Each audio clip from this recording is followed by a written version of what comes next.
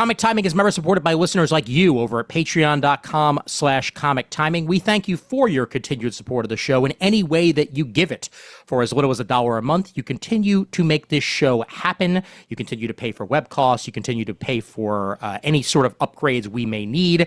And we thank you very much for your continued support of the show. You get some bonus content, like some articles by Raph and Chris Naudis, some behind-the-scenes video and audio whenever we can throw it your way. So thank you once again. And if you want to give a single donation, if you're not a Patreon person, that's over at paypal.me/IAM sci-fi. You guys are great. Really, really. You guys are great. Your appetite. I'm hungry. We're never late for Sunday dinner. Should we wait? I guess. You're late.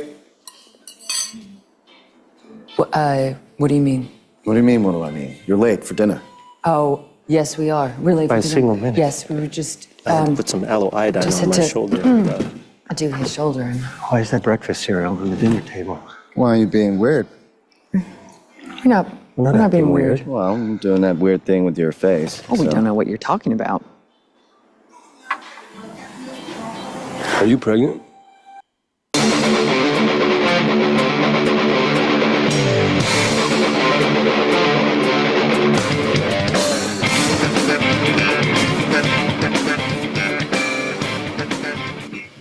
Hey there, folks. My name's Ian Levinstein, and welcome to episode 257 of Comic Timing. Those of you watching the YouTube version, yes, I'm in a different room, and the angle sucks. Deal with it. But nonetheless, we are getting this episode out, and Gold Team, baby, from the top of the Zoom to the bottom, the one, the only Chris Eberle. Welcome back, Chris. L. Levy Poo, honored to be here. Always happy to have you. Shane, welcome back, Shane. Hello, and thank you. Glad to be back. Yes, indeed. And fully recovered from the sniffles and the sinuses and the whatnot, Mr. Adam Murdo. A pleasure and a delight. I can claim that too. Yes. Not knock on mixing board. It hasn't actually hit New York yet, but here's hoping that this is a summer where I don't manage to get a head cold. It almost always happens. It'll happen eventually, but we haven't reached there yet. Thank God. All right. So this particular episode, our main portion of the episode will be a full spoiler-filled review of Fantastic Four: First Steps. However, we have yet to get the rest of these fine folks' opinions on the previous movie that came out this summer, that is very superhero-related, and of course is Superman. So we are going to give some initial impressions and just overall thoughts on that, and then we'll meander over to Fantastic Four. I will start things off with Shane on that, and yes, there may very well be spoilers for Superman as well. So if you haven't seen Superman, it may be a good idea for you to, just go see Superman because you're going to enjoy it. There you go. But Shane, how'd that one do you? So I was lucky enough to get to see it with both boys, Ben up here, and then we went to visit Matt where he's interning away from home, and I got to see it a second time within the same week. I enjoyed it thoroughly. There were a couple things that I did have issues with, minor quibbles, a lot of cosmetic stuff, but overall, I thought it was a fun, almost invigorating movie, very, very bright, very lighthearted. I really, really loved that Superman was so passionate to want to save every living thing, no matter what it was, from squirrel to person and beyond. Whatever it was, even kaiju, whatever it was, his goal was to save them and make them live. I liked his passionate pleas with Lois and Lex Luthor at different times. Love the cast of characters that they brought into it. For the most part, again, just a couple minor quibbles, but overall, I really enjoyed it, and I thought it was a great jumping off point for this new DC universe. So I really have high hopes for what comes next. I thought it was very well done. Yeah. I would agree with you on that, Shane, and the kaiju I lovingly called Godzuki on our full Superman review. Yeah. That's the vibes I got off of that guy, definitely. Yep. Yeah, I can see that. I think of him as Super Stitch because the design is fairly similar. Yeah. You're not the first person to say that, Murd, either. So, speaking of which, Murd, your thoughts? Okay, I'm doing my best. I've actually lost some sleep over this over the last couple of weeks. I really don't want to be a wet blanket on these proceedings because I got to tell you up front, I wasn't completely thrilled with either of the movies we're going to be talking about here. And I Don't worry, I'm going to be a wet blanket for FF2, so continue. Oh, okay. Thank you, Chris. That is actually something of a load off of my mind. But yeah, Superman, I'm a Superman person. See, Shane's not the only one who came prepared here. Nice. And, I was entertained by this movie. I was enjoyable, uplifting, and fun in certain spots. It was a good introduction to Gunn's version of a DC extended universe. I don't know if you heard this from Brent, Ian, but it was very James Gunny. Really? No, James Gunny. No, I didn't hear that at all. I didn't hear it. I've been hearing it in my sleep, I swear to God. Yes, Brent used that term a few times in the Blue Team's review. Yeah, it's that hot new buzz term that everybody named Brent Cassina has been using lately to describe this movie. And, I agree with what a lot of people have been saying, that this movie was made more than any other Superman movie to date, and more than a lot of comic book movies to date, for the comic book fan. I mean, it keeps an eye on the characters and the texture and the feel of the original DC universe, and it throws in lots of little nods for the attentive fan, and we get cameos from people like, all the Justice Gang, and Krypto's in there, Superman supporting cast. If you look really closely at Luthor's coterie, you'll even find the Burma Tiger Man from Tales of the Unexpected number 90 back in 1965. I just got a chill. It's good to be home. Look in the credits for Desmond and Dean Farr. It's a nod to an old Silver Age story called My Twin the Tiger Man. Nice. A character that appeared that once, and then it later showed up as a supporting character in Bo Smith's Guy Gardner Warrior run in the 90s. And now he's on the big screen. Go figure. Okay. So, I enjoyed the comic bookiness of it all. It's just, I find that, the uplifting elements and the joy that this movie inspired, too little of it actually had to do with Superman. And that bothers me. I mean, I have three. Like Shane, I have quibbles. I always come equipped with quibbles, but I have three major central criticisms, and I'll just throw those out here now. One, I feel that Superman got kind of marginalized for much of the movie by the other elements that were being included here. Like, too much of the time, he's, being held captive, he's being tortured with kryptonite, he's getting his ass handed to him by this or that villain, mostly, Ultraman, or the Hammer of Boravia, or whatever he's calling himself in that given scene. And so it felt to me like Gunn was more comfortable making the parts of this movie that had to do with the Justice Gang, his more typical MO of the team of bickering misfits who make good in the end. And also Superman supporting cast, the Krypto scenes, which were my dad's favorite part of the movie, I should throw in here, because I did go to see it with him, and as I predicted, he liked Krypto the best. And the Justice Gang and Superman supporting cast, they came through looking great. Mr. Terrific had lots of great moments, like when he did another, Gunn standard where he does that action sequence where he takes out a big mob of guys with a carefully curated soundtrack playing in the background. Dad turned to me and said, "Why do we need Superman if we have this guy?" And it kind of made me wonder for a moment there, because it seems like Superman was out of action for much of his own movie, and when he was in it, it seems like much of the joy and upliftingness of the film wasn't really coming from him, which is point two. If you go back to, I probably said this on record as far back as reviews of Superman Returns. Depressing stalker, deadbeat dad Superman. When I said, I really look forward to the day when we get a movie with a Superman who knows how to smile again. Because that, more than anything else, is what defines the Christopher Reeve Superman to me. He was a Superman who could save the day with a smile and a wink pretty much every time. And then we got Brandon Routh, and then we got the Snyderverse Superman, who was not a happy fellow for the most part.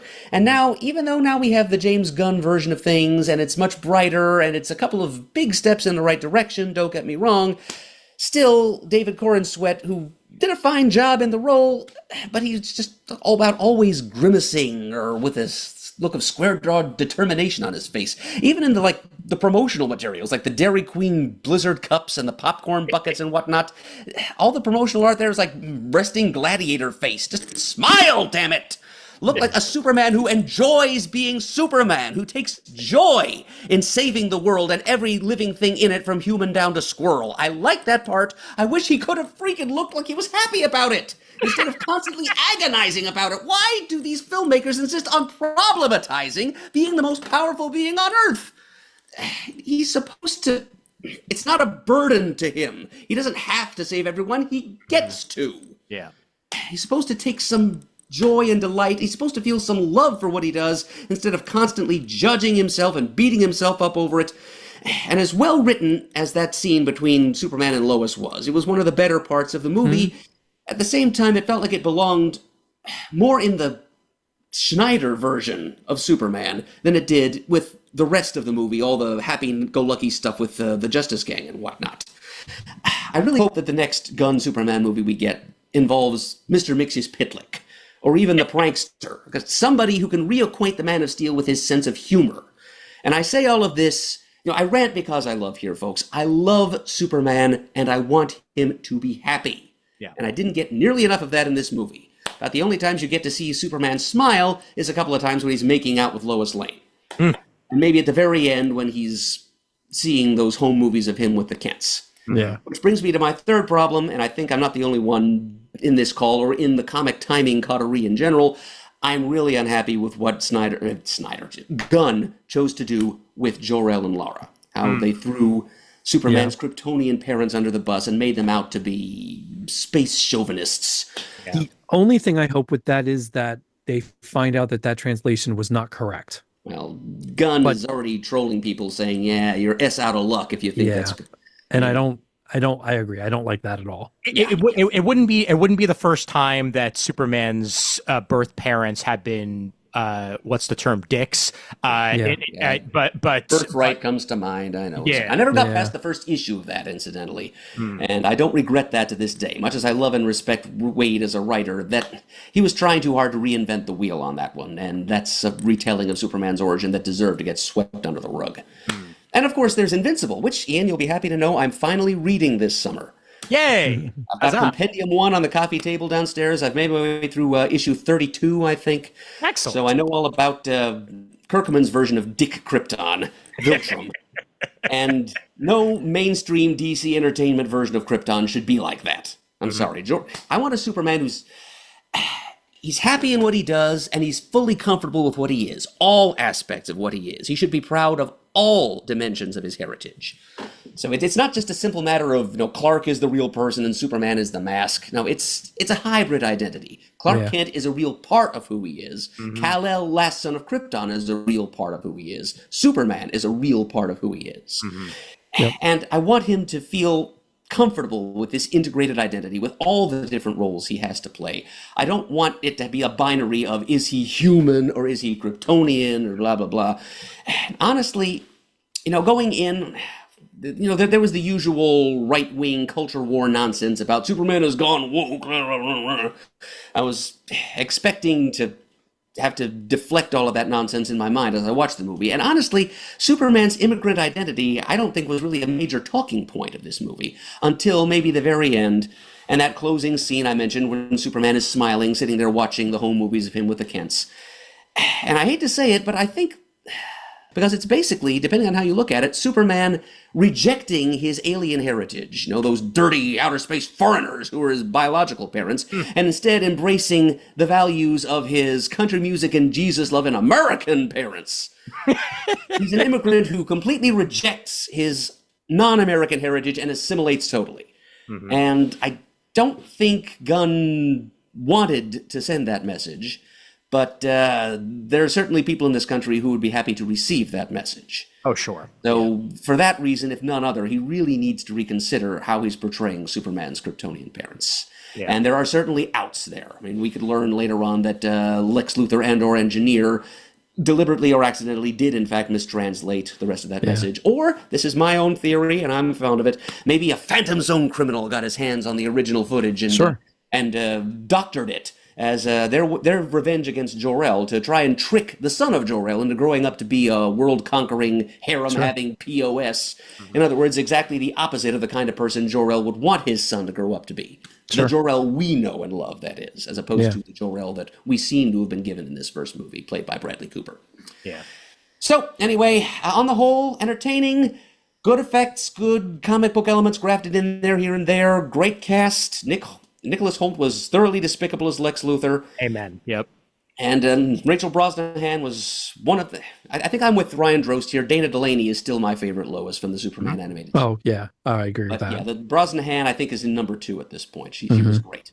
Yeah. So, yeah, a lot to love about this movie, but those three things, they were distracting to me, so that it was harder for me to have fun with the other parts of the non-Superman parts of the movie that were more fun and more easy to enjoy. I was kind of distracted.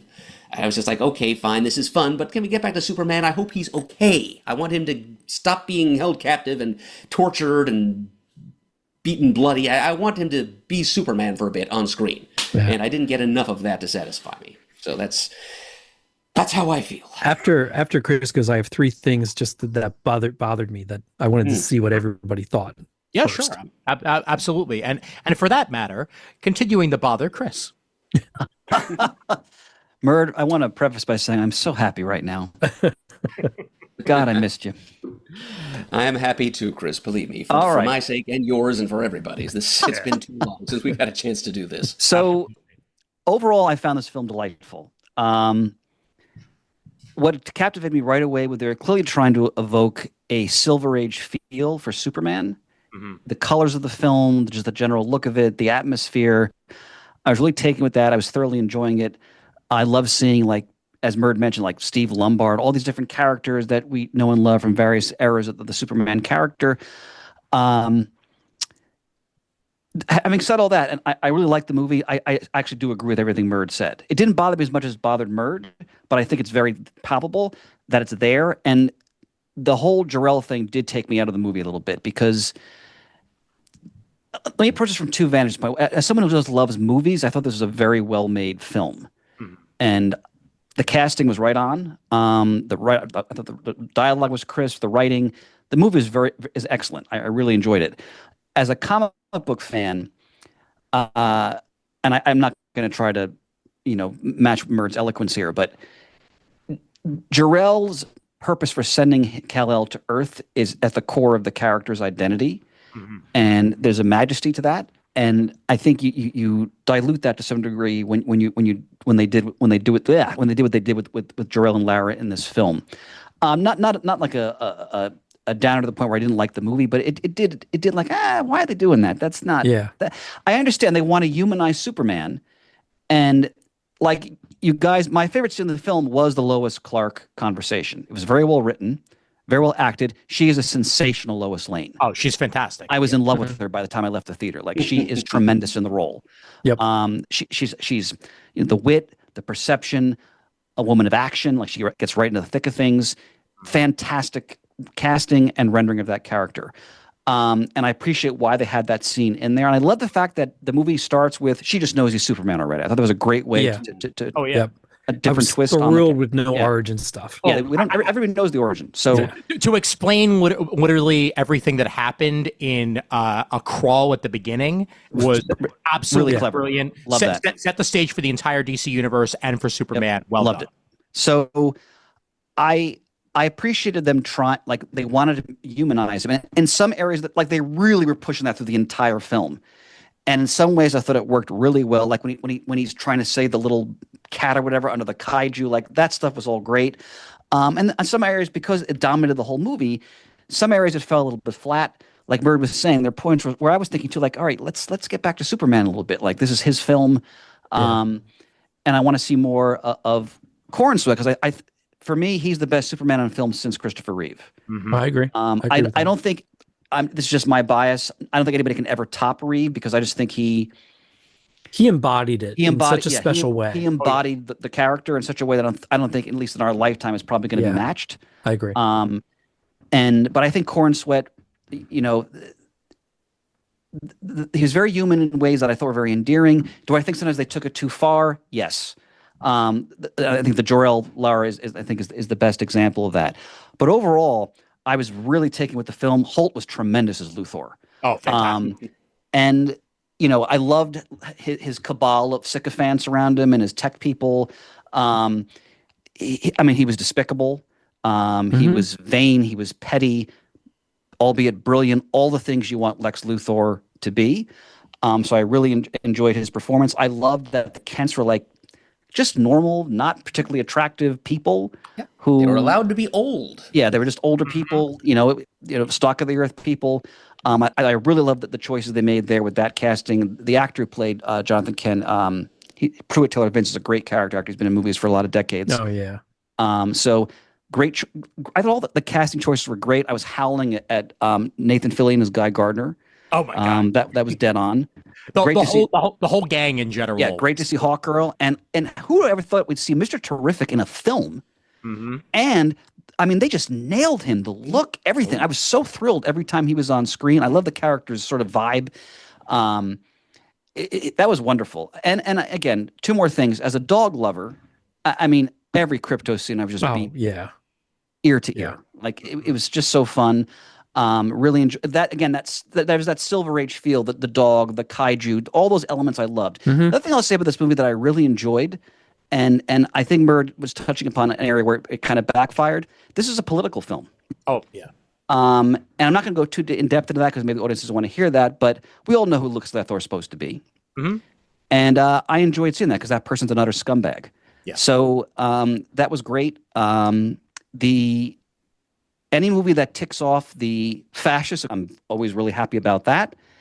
And the invasion scene, those are clearly the people of Gaza. Yeah. And that's all I'm going to say about that. So it was great to see Gunn, and he wasn't like over it about it. It wasn't like he was putting signposts in people's faces, but there's a clear commentary in this film that I think is enormously important, especially in this country right now. So overall, although I still acknowledge, and I think Murd is right on with what he was saying, this is a movie I enjoyed thoroughly. And before you get to your three negatives, Shane, one thing to piggyback off what you were saying about the muskiness of Lex Luthor is something that Blue Team brought up that I've been ruminating over for the past couple of weeks since we started talking about it, is the idea of the think tank that embraces the tech mogul, that Lex's team were all there because they believed in what Lex was doing, even if what Lex was doing was reprehensible, because they were given the ability to work on their tech, to test out their theories, to be able to implement them in different fashions. Whether or not they were actually good reason behind it, they were allowed to do it. And that is why so many people, that's why people sign up to work for X and places like that, is for that exact reason, is not necessarily because they believe in what they're doing, but because they're given the ability to, to work out their tech and implement it in one form or another, good or for bad. And that's a wonderful point. And the movie, in a comic book way, shows how abhorrent that mindset is in the service of evil. Absolutely. And the real life equivalent is just as abhorrent. Yeah, 100%. Yeah, Shane, what were your quibbles? So, I loved Crypto. I thought he stole the show in a lot of ways. I loved Holt as Luthor. Other than, this is one of my little pet peeves, I really got tired of the video game antics of B4, 8-4. Yeah, I get it. But after 30, 40 minutes of it, give it a rest. The team knows what they're doing. Let them input the commands. You don't have to scream it. A good way to drive home the inherent emotional immaturity of Luthor's fixation on Superman. I just got tired of it by the end. Yeah. I really was disappointed in what Ultraman was. I thought that was one of the worst things that they could have done. Because Luthor was breaking through to another dimension, I really wanted him to be another dimension's Clark. I don't care that you might find another Ultraman down the road. I did not want him to be a clone and called Ultraman. I was actually... isn't that a riff on Superman 4? Sort of, but I was just disappointed in that he was a clone, because it wasn't Bizarro. Right, but however, and this may please both Murd and you, Shane, that I believe personally him getting thrown into the black hole and like all that negative energy is basically going to create Bizarro, and we're going to see Bizarro later on in the universe in one form. I That's have the same thought, Ian. And you know, I think you guys in the blue team mentioned that Morrison and Quitely's all-star fingerprints are in many places in this film, and that's basically the origin of a Bizarro world that appeared in All-Star. It was like a Bizarro worker drone that got sucked into the hyperdense gravity of the Underverse or something, and he became the germ from which the Bizarro world sprung. Sure, so that's okay. I just really wished he wasn't called Ultraman. That really bothered me. Felt like false advertising, didn't it? Very much so. Because I would have been perfectly happy with him being an alternate reality Superman that Lex pulled through whatever dimension he's hopping through. Were those supposed to be boom tubes? Sort of his like.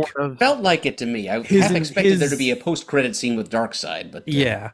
Oh no! His version of them that would have been way too Snyder, way too fast. Like, Darkseid's been done, which is also the reason why, like, I feel like having an alternate evil Superman would have been way too soon after the the ideas of that we got in Snyder. Like, I'll be honest with you, the minute that I saw Ultraman, I figured it was going to be a clone of Superman. Like, I did too. I was hoping not. Yeah, but I figured the fact that they just waltzed into the fortress, and it seemed to recognize one of them was kind of. And I'm like, exactly. And a great point Shane made that I want to go back to briefly. It really struck me in this film. I thought it so refreshing. He's like Shane said, he's trying to save everyone. Like, go back to Superman 2 when Zod's and his minions are going to start wrecking the city, and Superman shells out, "Not the people!" Yeah. And it was so great to see that, because I'm more on someone who didn't mind Henry Cavill as Superman, but he was good. He was wantonly destroying all of Metropolis when he was fighting Zod and Man of Steel. And that's the moment where I was like, this is not good. Like, that totally took me out of, and there are parts of that movie I actually still like, but that's not the character at all. You're absolutely right. And it's not Cavill's fault. It's the way it's not Cavill. It's the way the thing was written. Yeah, no, I actually like Cavill, but it was great to see a Superman who, and again, I think Murd's points are well taken. That aside, he was trying to save every living organism he could. And like when Luthor, and I'm glad they kind of had this sequence that shows how brutal Luthor is when he executes that poor guy. Oh yeah. They don't really show it, but you know what happens. And you just see the impact it has on Superman and Metamorpho, really. Yeah. So that it was that I thought I'm glad they returned to that premise for the character. And I like Lex Luthor as a mad scientist. That's great. Absolutely. Yeah. I very minorly really didn't like Hawkgirl when she screamed every 5 seconds. I don't remember Hawkgirl's he did spoken lines of dialogue, I think. Yeah, I just thought that was poor. It was an interesting choice. I noted that as well. Yeah. I also wouldn't have called them Justice Gang. I know why they did. Guy Gardner came up with it. I get that. Yeah. But everything else about it was fine for the most part. I just wish they didn't call them that. I would have rather them be called the Global Guardians, because their symbol would have worked that way too in some ways. Well, but that's not how they went. I'm still surprised that by the end of the movie we didn't get the Terrifics. Like, I think that would have worked. Like, we're 3/4 there already. Their uniforms look like the Terrifics uniforms. Them, the Conglomerate, Global Guardians, something else would have worked better than the Justice Gang. Yeah. Well, point of order, Shane. This is something I realized just this morning. Now, in the comics, we have had, of course, Justice League and Injustice League. We've had the Justice Society of America and the Injustice Society of America. Sure. But while we have had the Injustice Society of the World, but while we have had the Injustice Gang of the world in the comics, there's never been a Justice Gang. So this is it's Gunn and company filling a void there. But I thought that every actor, other than, again, Hawkgirl screams, I thought everybody else did well. I personally am not thrilled that Mr. Terrific was in there, but that's just because he's never been part of the Justice League until like right now, recently in the comics. Before that, he's always with the Society. So for me, it's just that minor delineation, but he was great. but also just because you mentioned that, and because we mentioned, the vibe of the film, let's look at the mural, and who's on the mural. You've got a bunch of Justice Society characters. You've also got Vibe. In there at the end, as well as Max frickin' Mercury, like putting him square in the history of the DC universe right off the bat. Liberty Bell, Murd, you could probably fill in the rest of the blanks pretty easily. Bullet Man and Bulleteer, Bullet Girl. Bullet Girl. Yep. And TNT and Dan the Dynamite. Yep. I think they're shooting for diversity here, and maybe they're, I don't know, are they supposed to be poster boys of man-boy love or something? I don't know. Quite possibly. I don't know. The ambiguously gay duo or something. Of course, there's Phantom Lady, Atomic Knight, and there's the South African hero Freedom Beast, not to be confused with his white predecessor Wanna Beast. Yep. That's what I thought. Wanna Beast at first. I'm like, that's not right. Nope, that's Dominic Mindawe. It was introduced during Morrison's Animal Man run. Yep. And Ian, was this mural in the movie? I totally missed this. Yeah, it was on the side of the wow. Yep. The Hall of Justice. Oh, thanks for posting this. I totally missed it. Yeah, there's like 3 or 4 more panels of it too, showing the whole 300-year history of metahumans. Yeah, this is one of the other panels that was also there. Yep, a whole lot of deep cuts in there. Yeah, for sure. Like the ones to the far left. I mean, Silent Knight there with the red shield with the eagle on it, who is a distant ancestor of the Kents of Smallville. Incidentally, his alter ego is Sir Brian Kent. Those two, I think they have something to do with Demon Knights, the post New 52 series, which I actually haven't read my way up to, so I can't identify them. But we got the Black Pirate there, we got Miss Liberty, and there's another Max Mercury. That's his first super speed alter ego, is Whip Whirlwind. Mm-hmm. Saganawana, the Super Chief, El Diablo there, the sort of DC's answer to the original Ghost Rider, or rather the original Ghost Rider's Marvel's answer to that. I'm not sure which came first. I think that's supposed to be Philip Wiley's Hugo Danner. In the front there, boxing. Oh, the Gladiator. Right, exactly. Yeah. Yes, whom Roy Thomas wrote into DC continuity right after Crisis. Who some consider like the predecessor of Superman, essentially. Right. Mm-hmm. Yeah. And so his son, Iron Monroe, became a member of the Young All-Stars as Roy Thomas's little unofficial continuity patch for the absence of the Earth 2 Superman. Okay. Nice. And that guy in gray there, that's a character that I'd never heard of until I started trying to decipher Scott Koblish's cover to the new history of the DC Universe. That's the Ghost of Flanders. He is a Quality Comics character. His name was Rip, R-I-P, Rip Graves. And he was an American soldier who was believed KIA in World War I. Mm-hmm. But he just kind of hung around Europe for years after that, and then he rose from the grave, so to speak, to fight the Germans again in World War II. So he was supposed to be a character that bridged the historical gap between the two world wars, and that's why they placed him in there, I'm guessing, right in front of what appears to be the Brandenburg Arch. Mm-hmm. Right. I was wondering if that was enemy ace above, but it's not a red plane. I feel like his middle name should be Ding Dong Diddley if he's Flanders. It's Rip Ding Dong Diddley Graves. That's his full name. And Shane, that could be Balloon Buster up there. Like Henry Savage Jr. Yep. Is the guy with the A Alpha Centurion, or is that someone else? What guy with A? Where do you see a guy with A? In green. In the green, at the end of the image there on the very far right. You have Sandman, a guy, Wesley. and then Zatara. Well, I'm sorry, I can't see the very end because your faces are in the way. That's Amazing Man. That's Will Everett. He was a creation of Roy Thomas for the All-Star Squadron.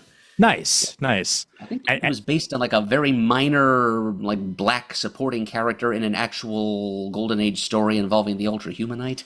But then Roy decided to give him powers and a costume and make him a superhero. Yep, and Zatara there obviously at the end. Yep. The other two that we didn't mention. Who are the last two on this one here? Guy who looks like he walked straight out of a Rob Liefeld comic. I was thinking, who is that? Yeah. Close. He was one of the Bloodlines characters from the 1993. That's Gunther Van Horn, alias Gunfire. Oh my God! Wow. Yep, that was That his one name. I would never have gotten that. And I'm thinking that's supposed to be Max Lord. I Quite thought possible. that. Yeah. It kind of looks like Dale Gunn, and he The or part Sean. with him holding the atom seems a little strange though for Max Lord, but who Well, knows? Max Lord paid for this artwork, so you True. know. Yeah, that's true. Yeah, That's true. Yep. So, but man, oh my God, that is the most '90s name for a hero I have ever heard in my life. That is amazing. Wow. Well, thank you, Murd, for indulging. Yes. I knew I'd be able to count on you for that. So some last thoughts on Superman that I'll throw out there. For me personally, the Kent stuff after what I considered some of the worst Jonathan Kent we've ever had on screen in Man of Steel, really. Fair. Really washed the taste out of my mouth and proved that like there's a reason why Superman has a center. Yes, you could paint it the wrong way, but for me personally, it was painted the right way, which is that it's nurture over nature. In this situation, that like even though Dick Jor-El, Superman was raised right, and that is what gives him his moral compass and his purpose, and allows him to be the Superman that we want him to be. So, absolutely the case there. Also, did not see the Supergirl at the end coming. No, but that was cool. That was cool. It was Now, cool. some people but in the theater were talking about why is she drunk? Why? I'm like, oh my God, read the story. But then also that story, for me, I think that Supergirl movie is going to be told simultaneously with what's happening to Superman, and her ending of that movie is going to be where we saw her come in That at makes this sense. movie. Yeah, For me, that's what I hope they do. that makes a lot of sense. Yeah. Mm-hmm. I don't want her to go off again to go party. I mean, it would make sense if she did, but I kind of want her story to happen at the same time this is, and end with her coming into the fortress at the end of this movie. No, fair enough. Yeah. it felt. I liked the scene. It just kind of felt a little bit tacked on. You know, it was kind of like a coda gag you'd get at the end of a '90s comedy. You know, like Florence Henderson showing up as Grandma Brady at the end of the Brady Bunch movie. And I didn't care for the fact that they had to retcon Crypto as her dog. Yeah, I wasn't thrilled work. with that. Yeah. Everybody knows that Crypto is Superman's dog, and was even before Krypton exploded. Like he was a puppy that Jor-El was using as a test animal, and little Kal-El formed a bond with him, and blah blah blah. Which is odd because that's what's happening in the Crypto comic right now. That's how it starts. Yep, Yeah. by Mike Naughton. Yeah. Art by Mike Naughton. That's a Indeed. wonderful book. He draws Yeah. a beautiful dog. Yeah. One other quick point to go back to how much I thought it evoked the wonders of the Silver Age. I love the robots. Oh, God, yeah. yes. That was, Yeah. I mean, Everything that was about right the out of the fortress is 1950s and fantastic. 60s. That was awesome. Yeah. Other than not having a key to open it and just Yeah. being DNA, which is fine. It's easier. Everything inside the fortress was amazing. Yeah, I would agree with that as well. All right, so let's give it out of 5, and I have one more quibble I have to raise here. Yes, sir. Let me speak for the Element Man here. I didn't like the way they portrayed Metamorpho. Okay. I Yeah. think Rex Mason got a raw deal here. I mean, the man is an international pulp-flavored man of adventure. And granted, his little CGI baby was being held captive and threatened with death. But I think the Rex Mason I know would have taken that with a little more tight-lipped, square-jawed courage. I mean, Rex Mason in the comics, he was kind of like Indiana Jones, Ben Grimm, and, for sheer 60s mod factor, Derek Flint, all rolled into one. And if you want to know what I'm talking about, DC published like a DC Essential of Metamorpho's Silver Age Adventures by Bob Haney, Ramona Fraden, and others. So just check that out. This Metamorpho was a little bit too much of a weepy schlub for my taste. And even after Little Joey was safe, when he teams up with the Justice Gang, and he's like, the Justice Gang? That's a cool name. It's like, come on. Yeah. He's Metamorpho, not Melvin Morpho. Just I won't disagree. Yeah. And for me, Metamorpho plays a huge part in Justice League Europe and Justice League down the road. He is not what we got here. I hope they do him better later. No kind of milquetoast. He looked good. His powers looked good. Yep.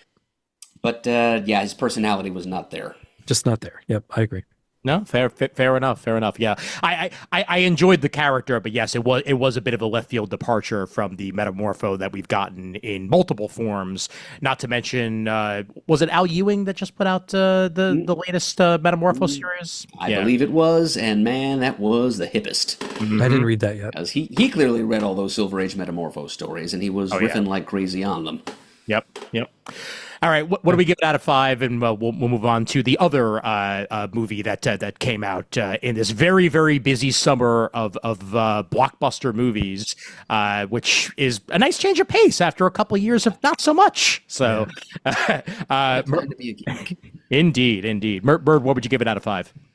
I give it a 3.5. I mean, like I said earlier, it's a couple of big steps in the right direction for Superman. I'll certainly take it over the Snyderverse, but we can get better from here. Fair enough. Shane? I give it a 4. It's not a 4 plus 5-ish. It's a solid 4 to lower 4, but it's a 4 for me. Mm-hmm. And Chris? I echo Shane's sentiment, a solid 4. Okay. I believe I gave it a 4.5 on my Blue Team review, and I'm going to stick with that. So 4.5 for me. It hit a lot of the beats that I wanted it to, and it made me very happy. And then Marvel, a couple weeks later, was like, hey, so the most popular, most famous superhero of all time put out a movie.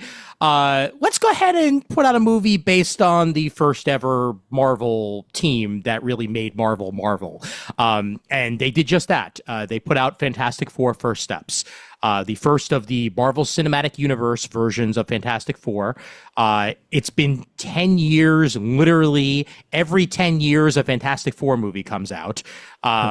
2005 a Fantastic Four came out, 2015 Fantastic came out, and now 2025 we get Fantastic Four First Steps. This particular movie here, directed by Matt Shakman. Originally, John Watts of the Spider-Man movies was going to be directing this, but he stepped aside, partially out of fatigue and partially out of he felt like he didn't quite have the vision that was necessary for it. But he put some of the initial building blocks in, and then Matt Shakman came in after that. Obviously, starring Vanessa Kirby.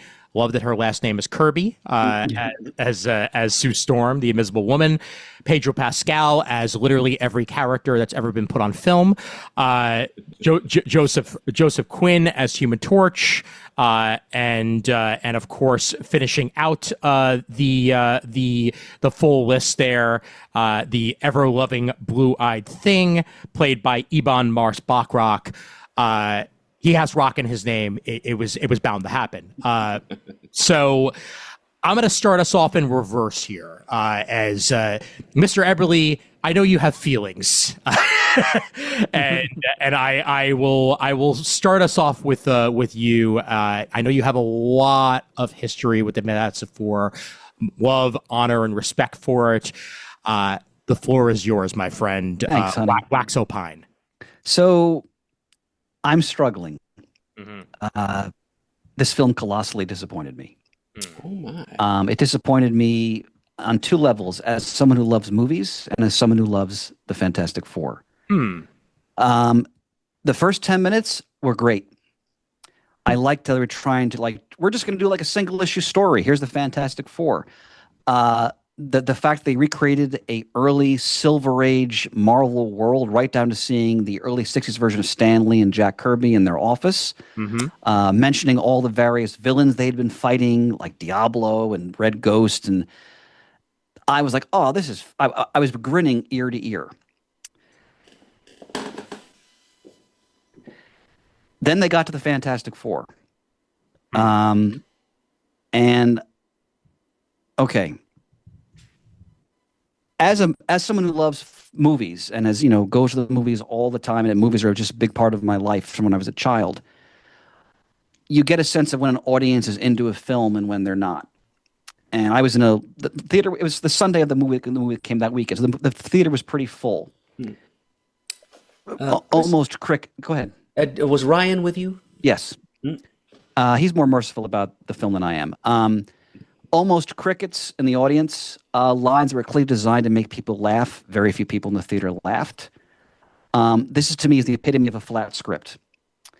The people who wrote this script didn't really get the Fantastic Four. There were elements there, but the script, I think, did a terrible disservice to the story and to the actors, all of whom were outstanding actors. I thought the only character they really was right was Sue Storm. She was magnificent as the Invisible Woman.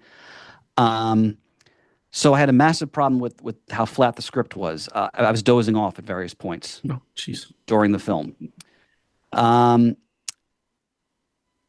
casting. Pedro Pascal was woefully miscast in this film. Woefully miscast in my view.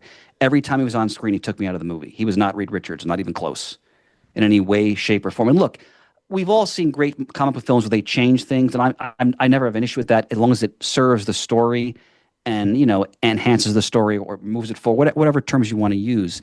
He was just not Reed Richards. He was emo Reed Richards. He was whiny Reed Richards. He was a Reed Richards who's telling people, I don't know if we can save you. And I don't know, like, what? It's just not the character at all, like at all. I was actually appalled is too strong a word. It's just a film, but I was like, my attitude was like, okay, Marvel's been struggling with their movies and there've been ups and downs in the past several years. This is like the big tentpole film that's supposed to reinvigorate and launch your next phase, and this is what you did. I was kind of dumbfounded. The Human Torch was just in a different film. I mean, again, he's an excellent actor. He's wonderful in Stranger Things. Suddenly, Johnny's a linguist. Okay. Okay. I mean, if it serves the story, fine, but it just didn't work. My biggest disappointment, actually, no, Pedro Pascal was the biggest disappointment, but The Thing. Oh. All right. So Eva Moss Bachrach is a great actor. Anybody who watches The Bear knows he is a great actor. He was woefully disserviced by this script. So The Thing has two key elements of the character. There's the anguish and the loneliness of the character, his struggles with his appearance. That he nailed. But there's also a joy to the character, a jocularity, a boisterous approach. He was so sedate in this movie that I mean, I was like, "Where's Ben?" I don't know where Ben is, because this is not Ben. This is Ben like when he's wandering the streets and looking in his reflection. Yes, that's part of Ben, but that's not the totality of the character. And that's pretty much like when he's cooking. That was like, "Oh, this is great. That's Ben Grimm." Mm-hmm. There was not enough of that. And whoever wrote his banter with Johnny should not be writing scripts. All of it fell flat. Like nobody was laughing in the theater. This movie colossally disappointed me. I'm sure people can tell. Another thing I'll say before I turn the mic over, just don't do Galactus. Just don't. Because it was cool to see like actual Galactus on the screen, unlike the Mist and the ones back in the aughts. Mm-hmm. But the character is such a complex concept that maybe like in a multi-episode television series, they could do that concept, and I'm really using this word purposely here, concept justice. But this is a big purple guy who's tired of eating planets. He does mention he used to be human and all that, and he wants to, Franklin to take over the job. I'm sorry, folks. That concept should be so overwhelming and terrifying. And that really wasn't captured, I think, in the film. If you're going to do the version of like equivalent of a single issue story, do another villain. Don't do Galactus. So the movie had all the trappings to be great. And there were some moments that I was in, like especially the first 10 minutes, but when I'm dozing in a Fantastic Four film, at least for me, both as a moviegoer and as a lover of these characters, as Ian mentioned, it's just something really missed the mark here. Again, I'll go back to just the two things. The script was flat, and Pedro Pascal had no business being in this film as Reed Richards. So that's what I'll say. All right, fair enough. Now, possibly for something completely different, Shane, your thoughts? So I enjoyed the movie well enough. I do agree that the script was a little bit flat, a little bit lackluster in the action. I didn't mind Pedro as much, but I still didn't think he embodied Reed Richards as much as I was hoping. I think the other actors did a little bit better. I do agree with Chris that the banter between Johnny and Ben just wasn't quite there. My audience that I was in was pretty full too, and they were laughing at a lot of the parts that I felt like they should laugh at. So that was better. So Ian, you have that picture up right now of Reed calculating. I think that's one of the more Reed Richery things that we got to see, where he sort of forgets about everything else going on and is focused on what he's doing. I get that. But there was a flatness to it. It wasn't quite as adventuresome. I also didn't like that. So they have protected the world for at least 4 years. That's how long they've been there, right? 4 years. Yeah. And by the end of the movie, we now know that they've jumped 4 years ahead. But during this 4-year period, the world loves them. They got rid of, the armed forces. It's all in the Fantastic Four. And one thing happens that they're not quite sure how to solve yet, but they're working on it. And for people who have protected you against so much else, I didn't like that the world turned on them and then turned right back on them. Like, that was a little bit too quick to me. Just have a little faith in the Fantastic Four. Don't just turn on them and say you hate them. How could they do this? You're letting everybody down. They're protecting the world, and give them a minute to figure it out. I thought Sue did great. I thought she was fantastic. No pun intended. I did find Galactus menacing at first, but as it went on, that became less so. But he visually looked great. I just wanted more out of it by the time we got to the end, where he's really just playing fat bastard trying to eat a baby. Okay. But otherwise, before that, he was quite menacing when they first ran into him. Silver Surfer was fine. I would have preferred the original Silver Surfer, but that's just me and my own continuity. I love the look of the movie. I love the setting, the cinematography. All of that's great. I love how they explained who the Fantastic Four was without going deep in an origin. I loved mentioning all the villains that they battled. I loved, like you saw, young Jack Kirby and Stan Lee. That was all great. For me, given how Marvel movies have been since No Way Home, that was the last Spider-Man one, right? No Way Home. Mm-hmm. Given how they've been since then, I do think Thunderbolts, which surprised the hell out of me that it was better than I thought it would be, and this were the best that they've done. That doesn't mean that they're great yet, and that doesn't mean they don't have a long way to go. I do think this is in some way a step in the right direction, but you're really resetting everything to go from here forward because of everything that's happened since No Way Home and Endgame. So I have hopes for this. I hope that they do better when they're integrated into the rest of the Marvel universe, but I do think that this movie fell a little bit flat. And I do think, I was more excited about this than Superman before seeing any of it. Mm-hmm.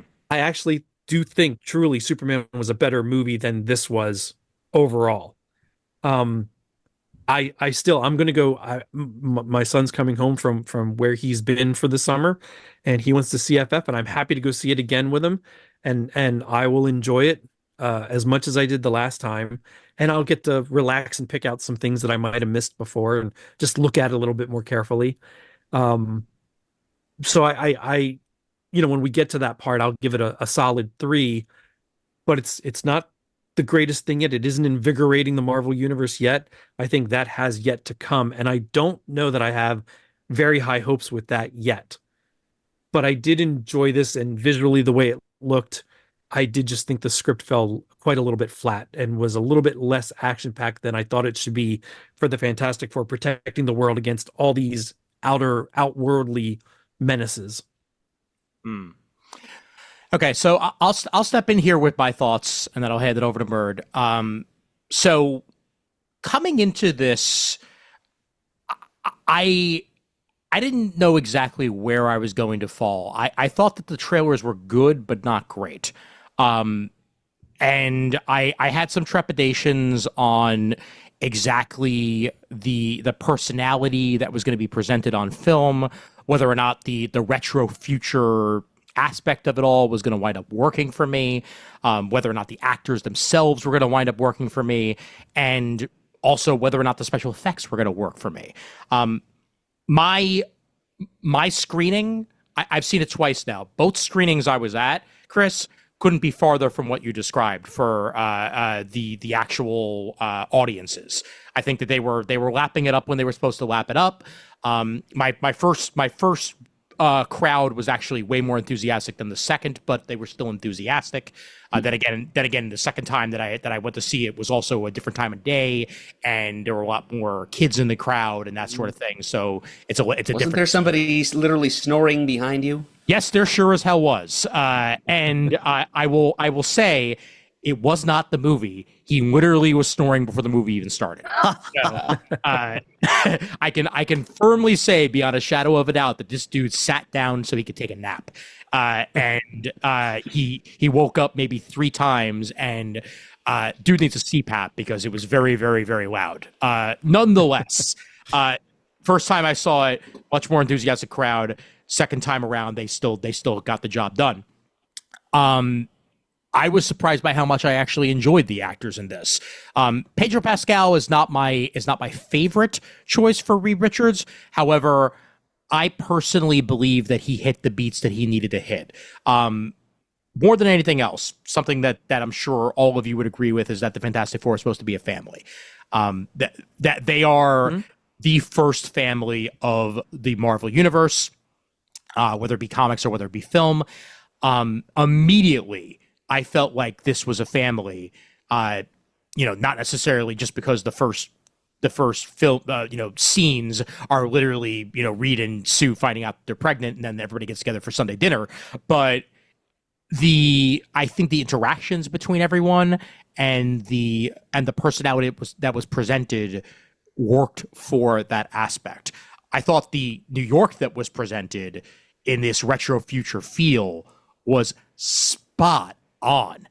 The effects of it all, the buildings, that the choices of what to make futuristic and what to look, like 1960s was absolutely perfect. The Fantastic Car, mwah, no notes whatsoever. Like, absolutely what I wanted out of that. Herbie, I didn't expect to like Herbie at all, and Herbie stole the show for me. Weirdly enough, it's like we've got Crypto and Herbie in the two big movies that came out, and Herbie is exactly what you want from him. They use actual tapes to change the settings of Herbie.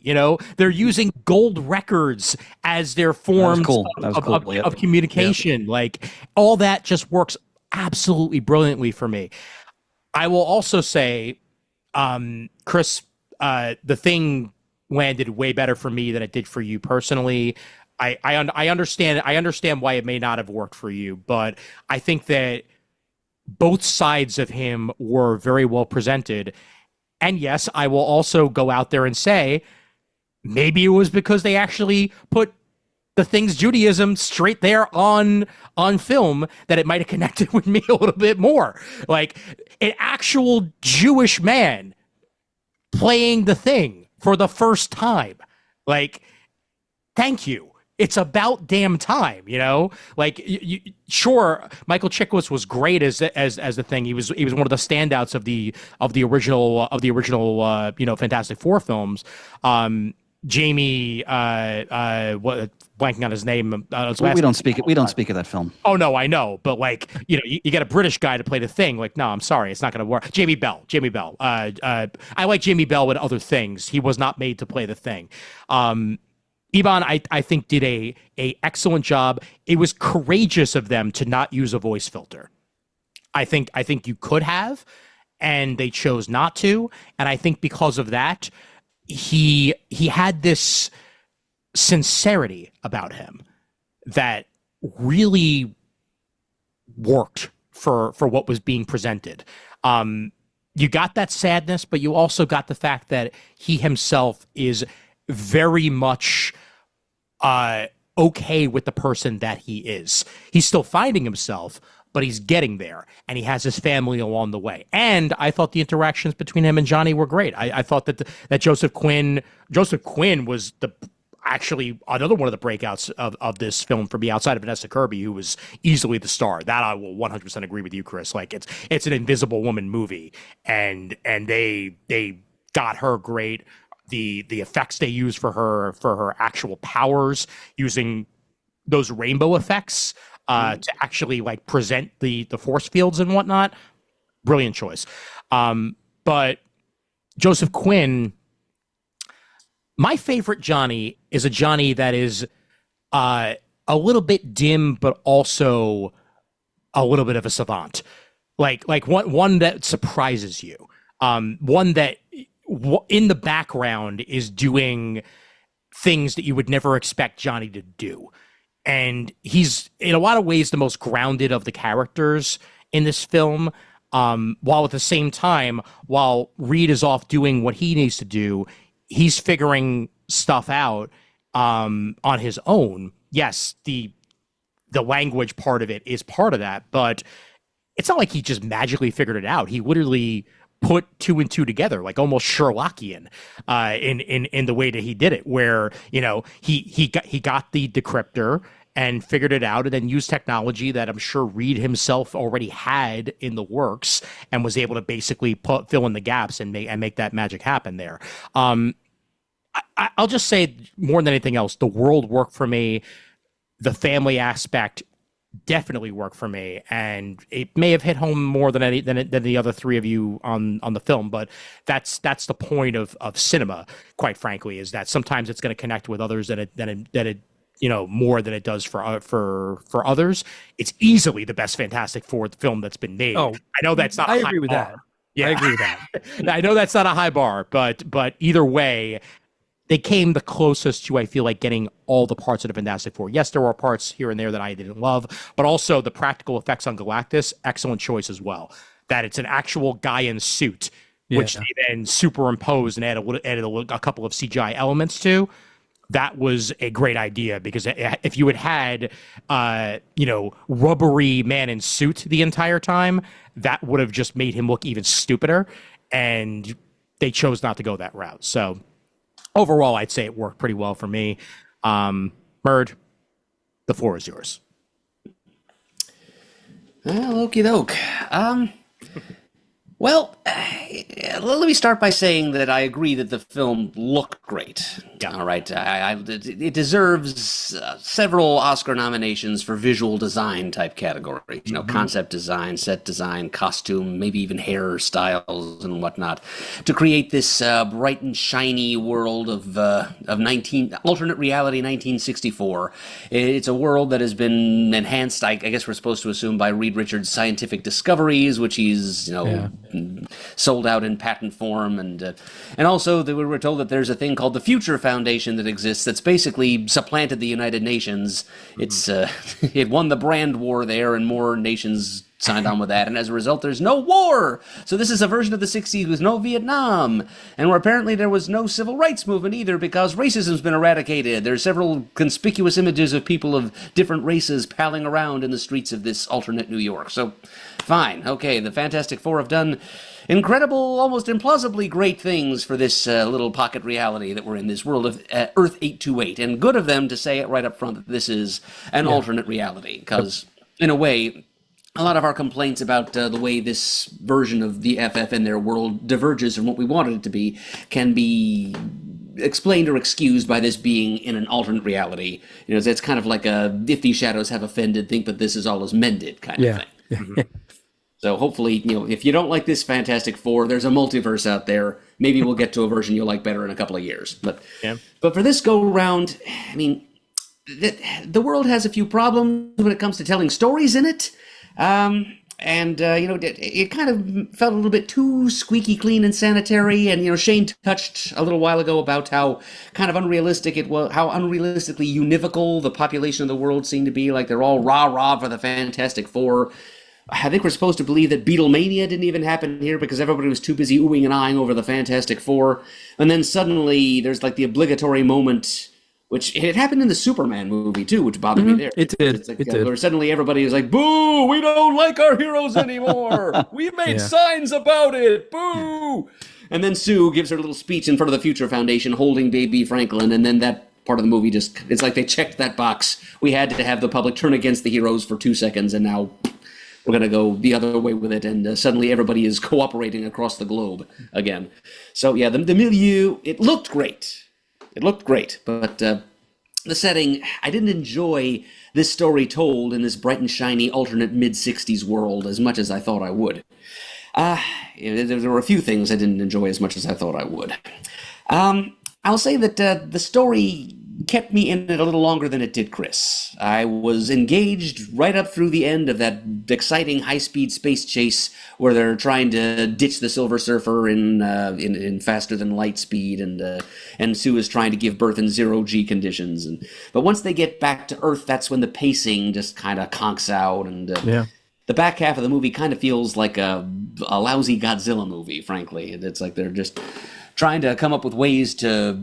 Oh, it's Gigantus! Hey, Gigantus, how you doing?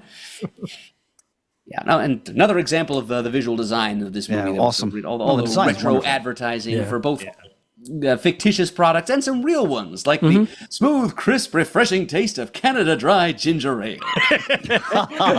There was also a retro like 60s ad for Amazon, which placed Amazon in the 1960s, which was kind of funny.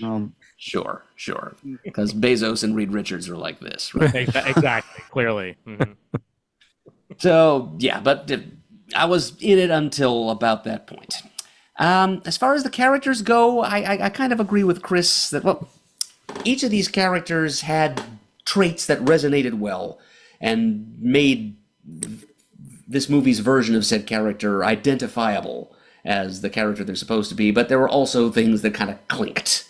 Yeah, I would actually, xenolinguistics notwithstanding, I was thinking that I thought Johnny was probably the closest to the way I pictured him. I buy that he came up with this plan to guilt trip the Silver Surfer into surrendering. I don't buy that he had the necessary intellect to actually translate an entire alien language based on snips on those little LPs that he had. I mean, I can buy him getting Reed's help to do this, or like some outside help, but Johnny, he thinks with his heart and occasionally with little Johnny, but he's not so big in the brain department unless he's fixing a car, for example. He's an auto mechanic. He's not a linguist. He's a whiz-bang the mechanic. Writers know that this is out of character for Johnny. They put that line in Ben's mouth where he says, the kid barely has a working knowledge of English. So it's like, even they knew. But yeah, I like that he came up with that idea, but I didn't buy that he executed it. And Sue, she had the fierceness of, I think it was John Burns' metaphor for that was like a lioness defending her cubs. Except she's got her son to defend, but she also wants to defend the entire world as kind of like an extension of her litter, if you will. And, I'm not blaming Pedro Pascal quite as much as Chris is. I believe he could have played a better Reed Richards than he did here. I mean, just something as small as shaving the damn mustache would have helped. I don't know why that was there, but that for me, that's got to be contractual. When he first appeared on screen, I thought, look, it's 70s Stan Lee. Oh no, wait, it's Pedro Pascal trying to. He has straight up refused to shave his mustache after seeing Romero the second or what? Well, it's more he saw what he looked like in Wonder Woman 84, and he has said in multiple interviews, yeah, I'm not doing that again. I don't like the way that was his biggest concern about being in Wonder Woman 84. Okay. well, no. There's many things to be concerned about, but nonetheless, the seeing himself without a mustache was a shock to his system, apparently. Well, seeing Reed Richards with one is kind of a shock to everyone else's, but that's not going to dwell on that. But yeah, the way Reed was written didn't really work for me because, I get that they were trying to strengthen the contributions of the other members of the team. Witness, Sue's uncommon emotional and physical strengths. This is not a Sue whose main power is just disappearing. We got to see her wrestle Galactus to the ground. I don't know whether I buy her powers being that great, but it's good for the character anyway. Reed. And then the thing with Johnny translating all those alien languages, it's not something he would be able to do. But they were trying to avoid the trap that the FF can sometimes fall into, where it's just Reed solving all the problems, and the FF are like his three-man support crew. Yeah. But unfortunately, they seem to think it's some kind of zero-sum game here, where to make the other characters stronger, they also have to make Reed weaker.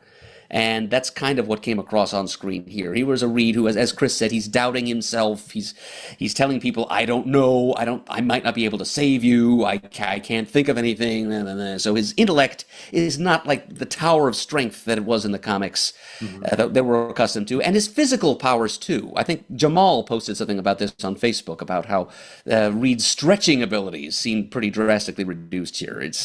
And I didn't like that one bit. I mean, this is cosmic enhanced elasticity here. He can theoretically draw on a nigh limitless source of extra-dimensional mass to stretch his body, maybe not infinitely, but a hell of a lot more than he was shown to do on screen here. He's not friggin' Ralph Dibny, all right? He can stretch a lot more than what we saw him do on this. He should have been able to wrap himself around Galactus a few times at least. Yeah. So both in terms of his powers and his intellect, this is a diminished Reed. And yeah, Pedro Pascal, he wasn't given much to work with here, but I agree with Chris that he's not in any way the best choice to play the part. Yeah. I liked Ibn Masbakrak.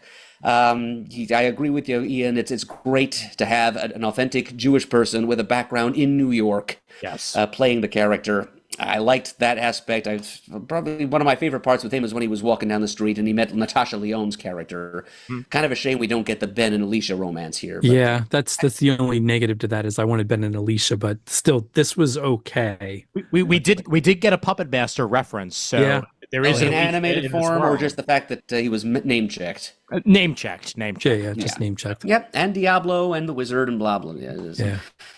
We got one Super Ape on screen. Just one freaking Piator the orangutan. That was the only one we got. Hey, I was surprised we got that. Yeah, and I'll get to the Mole Man in a minute, but Pu. Well, so Mole Man in the beginning, fine. The more he came on, the worse it got. Yeah, like I said, I'll get back to that in a sec, but I want to finish out the four here. I liked him as the Thing. I liked his. I just like to see Natasha Lyonne on screen. I kind of wish that when he finally got to the synagogue, we're making it very obvious here that putting his Jewishness on full display with that scene, which was great. I would have liked for him to put on a yarmulke and actually do some praying while he was there, instead of just making it sound like he showed up to hit on Natasha Lyonne. Sure. Yeah. Not that I blame him for that necessarily. I wouldn't pass that opportunity up too, but really just you're in temple, say a few words to God. Yeah. Fair enough. Especially with everything going on. Yeah. I liked the bit when he said when he was a kid he used to steal those cookies. That's kind of a nod to Jack Kirby's own rough and tumble childhood in New York in the 1920s. He probably stole a few cookies himself. Yeah. Those days. Absolutely. So yeah, the FF, they didn't quite resonate properly. They weren't awful. It wasn't tone deaf, but they weren't as good as they should have been. I agree with Chris that the humor was maybe a little flat. I had that thought myself. It's like I agree that the bickering between Ben and Johnny needed to be a little more forceful. They should have gotten along a little less well. I felt like Reed and Sue did more fighting than Ben and Johnny did. But tragic. I agree. So, and I agree with Ian about Herbie. I loved having him in there, having him have a significant role in this thing. And I'm not going to agree with Chris that they should never do Galactus, but I agree that he could have been done better here. Certainly, I'm glad he's not a freaking cloud like he was in Rise of the Silver Surfer. He at least looked good. I didn't much like the fact that the outside of his armor looked like it was covered in every square inch with printed circuitry. I expected him to say, like, I'm Galactus of the Phalanx or something. And there's chrome-plated Julia Garner as Shala Ball, the Silver Surfer, or whatever. The script went out of its way several times to point out that the board is not, in fact, a part of her body, which seems kind of a petty little jab at the filmmakers from Rise of the Silver Surfer, frankly. Yeah. I wasn't 100% on board with the board being a part of his body in that movie either, but they didn't need to, beat a dead Force it. Yeah. Anyway, but yeah, I enjoyed the movie up to the point where they got to meet Galactus, and as soon as he started talking, I was like, okay, this doesn't sound like an all-powerful force of nature cosmic entity here. This sounds like an overworked wage slave who's whining about the long hours he's had to work, and I was going to steal this cosmic baby to take his place. And then when he finally, the second half of the movie, when they're rushing around getting all the governments on Earth very quickly, and probably quickly, to cooperate in setting up these warp gate things that are going to teleport the planet Earth to a different solar system. I was on board with that. Which I had to suspend my disbelief pretty high, pretty fast in order to be on board with that. It really sounded like the kind of solution you'd find in an old Silver Age, like Justice League story, for example. And finally, by the time they spent a long, like, montagey time getting those warp gates built, I was like, okay, let's see where they end up. Maybe they'll go to the negative zone. Maybe they'll be in clear scroll space. Yeah, where in this Earth 828 cosmos will they emerge? And then just as they're about to turn the thing on, in swoops the Silver Surfer to just break all their toys. I'm like, oh, come on. Yeah, in like 5 seconds. Gone. Yep. Yeah. And then Galactus, and then Johnny springs his plan and whatever, and then she goes screaming off into space, and then Galactus shows up, and he has to jump into New York Harbor out of his world ship. It's like, that's very undignified. I think he'd at least levitate down or have like a platform or something. With or better yet, he probably wouldn't bother to get out of the ship himself. If all he's doing is trying to steal this kid, he could send one of his robot servitor drones. He had a robot called the Punisher, I seem to recall, that he could have dispatched to do that errand for him, but instead he plays Stay Puft Marshmallow Man and lumbers through the streets of New York, where they've set the kid in the middle of this. I mean, come on. Are they baiting an animal here? This is a cosmic entity. He's not going to fall for that crap. It's kind of disrespectful to the character, frankly. They did not play Galactus right, and the fact that they just kind of street brawl with him after that. Galactus, as we know him, would just flick them aside like gnats. Yeah. I found myself, roughly about the time Galactus, maybe even before the Silver Surfer showed up to wreck the warp gates, I was saying to myself, come on, just go get the damn ultimate nullifier already. Because this whole thing is clearly supposed to be, on a couple of levels, an encomium to Kirby's contribution to the Fantastic Four. Mm-hmm. So why deviate so much from the plot that Kirby drew? You know, that great sequence where Johnny had to volunteer to fly into... We're ants! We're just ants! Ants! All those great Kirby graphics that drive him half mad as he flies around, retrieving this fantastic weapon that can give even mighty Galactus pause. But instead of that, they just have the Fantastic Four brawl with him in the streets of New York and trip him up and... irritate everyone. So the second half of the movie really didn't have my full attention. I agree that a lot of the comedy fell flat, and although my sample was no doubt smaller than anyone's, I went to a 9:45 p.m. showing on a Wednesday, and there were 8 other people in the theater, but oh wow, they were not laughing. That much I can say. Well, I read the movie's business has dropped off dramatically. Well, at the same time though, all of the returns for this last weekend were significantly down in general. So we'll have to more see what happens in the next couple of weeks. What the drop Fair enough is. If it's a similar return next week, that's actually good. So if it drops to say 40% past what this is, then there might very well be a problem. So we shall see. Murd made a great point about the warp gates, because when they were doing that, I'm like, oh, okay, so this is going to explain how they're going to go into the MCU, or they're going to go to some other place. We saw the rocket ship at the end of Thunderbolts. Yep. And that's like what sealed the film for me. Like, what is this? Like, really? Like you set up this really interesting moment in the plot. And spend a good 20 minutes getting to that point. Could really further advance bringing them, if not into the MCU, like another interesting part of the multiverse. And they just pull the rug out from under us, and I was like, "What is this?" Well, one thing I'll say though, I want to go back to Ian's great point about really emphasizing the fact that Ben is Jewish. I like how at the end of the film they had a quote from Jack Kirby, where he talked about. It's a famous quote. He talks about, I see myself, and I'm paraphrasing, in these characters, and obviously, I think Ben is one of the most Kirby-ish of all the characters that he. Steve, if you read anything about Kirby's life and how he grew up, the kid gangs he was in, and all that type of thing, if you see some video of him talking, So that I thought that was I want to second Ian's point there. I thought it was really great that they emphasized that the way they did, and that the Earth itself is 828 after Kirby himself. So his birth date, August. Well done. Yep. The other thing I want to bring up, so to go back to Shane's point about the uneven quality of the film since Spider-Man, and in general, I agree with that. I mean, obviously, this is no surprise to anyone. I love the second Black Panther film. But the reason why I bring that up now is that the director they had for this movie, Matt Shackman, I did a little bit of reading about him. Now, he pioneered WandaVision, which I thought was tremendous. Yes. Agreed. But if I remember correctly, I think he only directed one other film. So,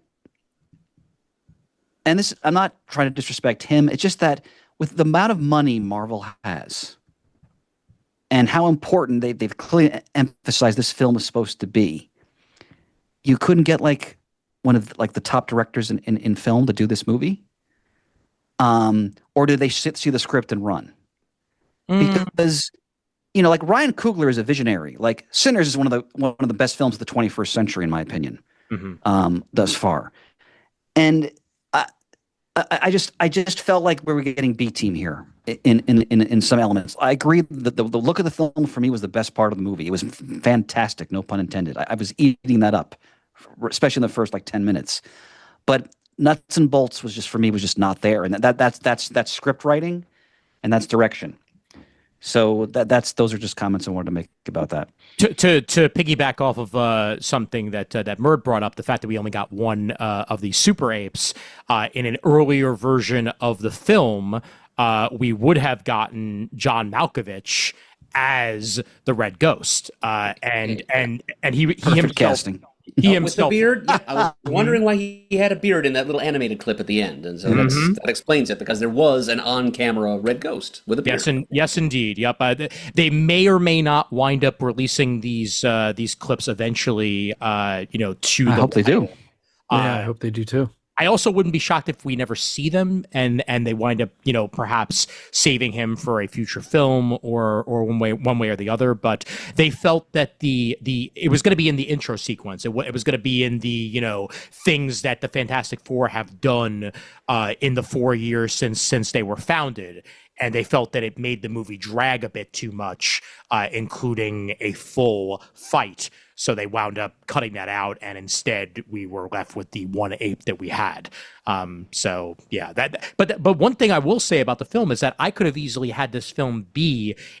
I've said this a lot about a bunch of Marvel films of recent. I could have easily had this film be 2 hours and 30 minutes. I think that it being the length that it is, it did feel like there were a few things that were on the cutting room floor that possibly could have fleshed out the characters a bit more, and perhaps even the world a bit more, that were cut in the idea of streamlining things and making things a tight two. So that's a possibility. Speaking of villains, I really want to talk about the Doom cameo. Yes. I mean, it was fine because it was so quick that, there's not like there's a big critique for it. But what I will say is that for me, the way they handled Doom, I think, is pivotal to the whole future of all these films. Agreed. Because obviously he's the key villain in the Avengers films. Absolutely.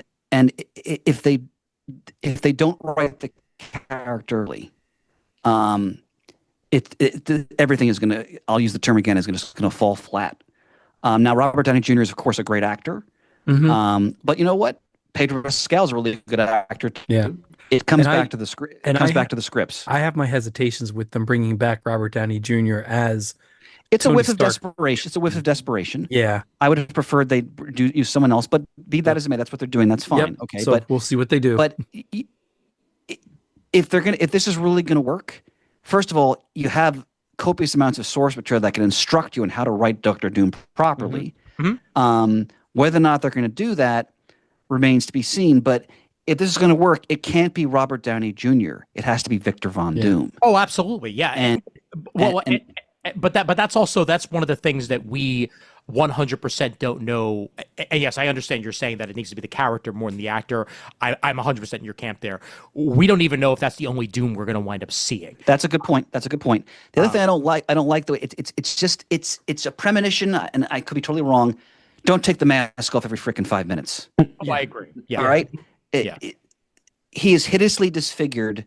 The fact that he had the mask off already in this stinger scene, I was like, oh boy. Yeah.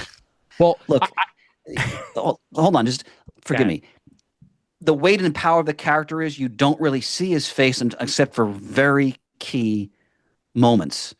And if it's just like, I know these actors all want to see themselves on film all the time and they never wear the mask. Okay, I get all that, but and a clause in their contracts. I understand all that, but the essence of the character is the fact that he sees himself as disfigured. Even in some renditions, he's not as disfigured as he thinks he is. Yeah. And he's constantly concealing himself. So if he's doing this every 5 minutes in these films, so we can see Robert Downey Jr.'s face, whatever makeup they're going to have on him, that's not the character. And you know, I really was hoping that at the end of what's the name of the second Black Panther film? I just totally brain farted. I'm ashamed. Wakanda Forever. Wakanda Forever. I thought they were going to show Doom at the end, like meeting with Namor, meeting with Shuri, showing his presence in the universe and that he is a monarch and all of this. They didn't. That's fine, but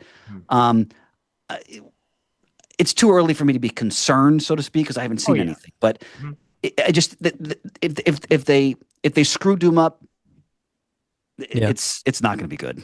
Oh, I agree. It's going to be very hard to recover. Yeah, there is no recovering from that because, as we all know, and I just mean saying, as a Marvel movie universe, they're already on thin ice with a lot of things. So if they screw this up, it's going to be almost impossible to recover and be grand again. And we all know why it works well with Thanos.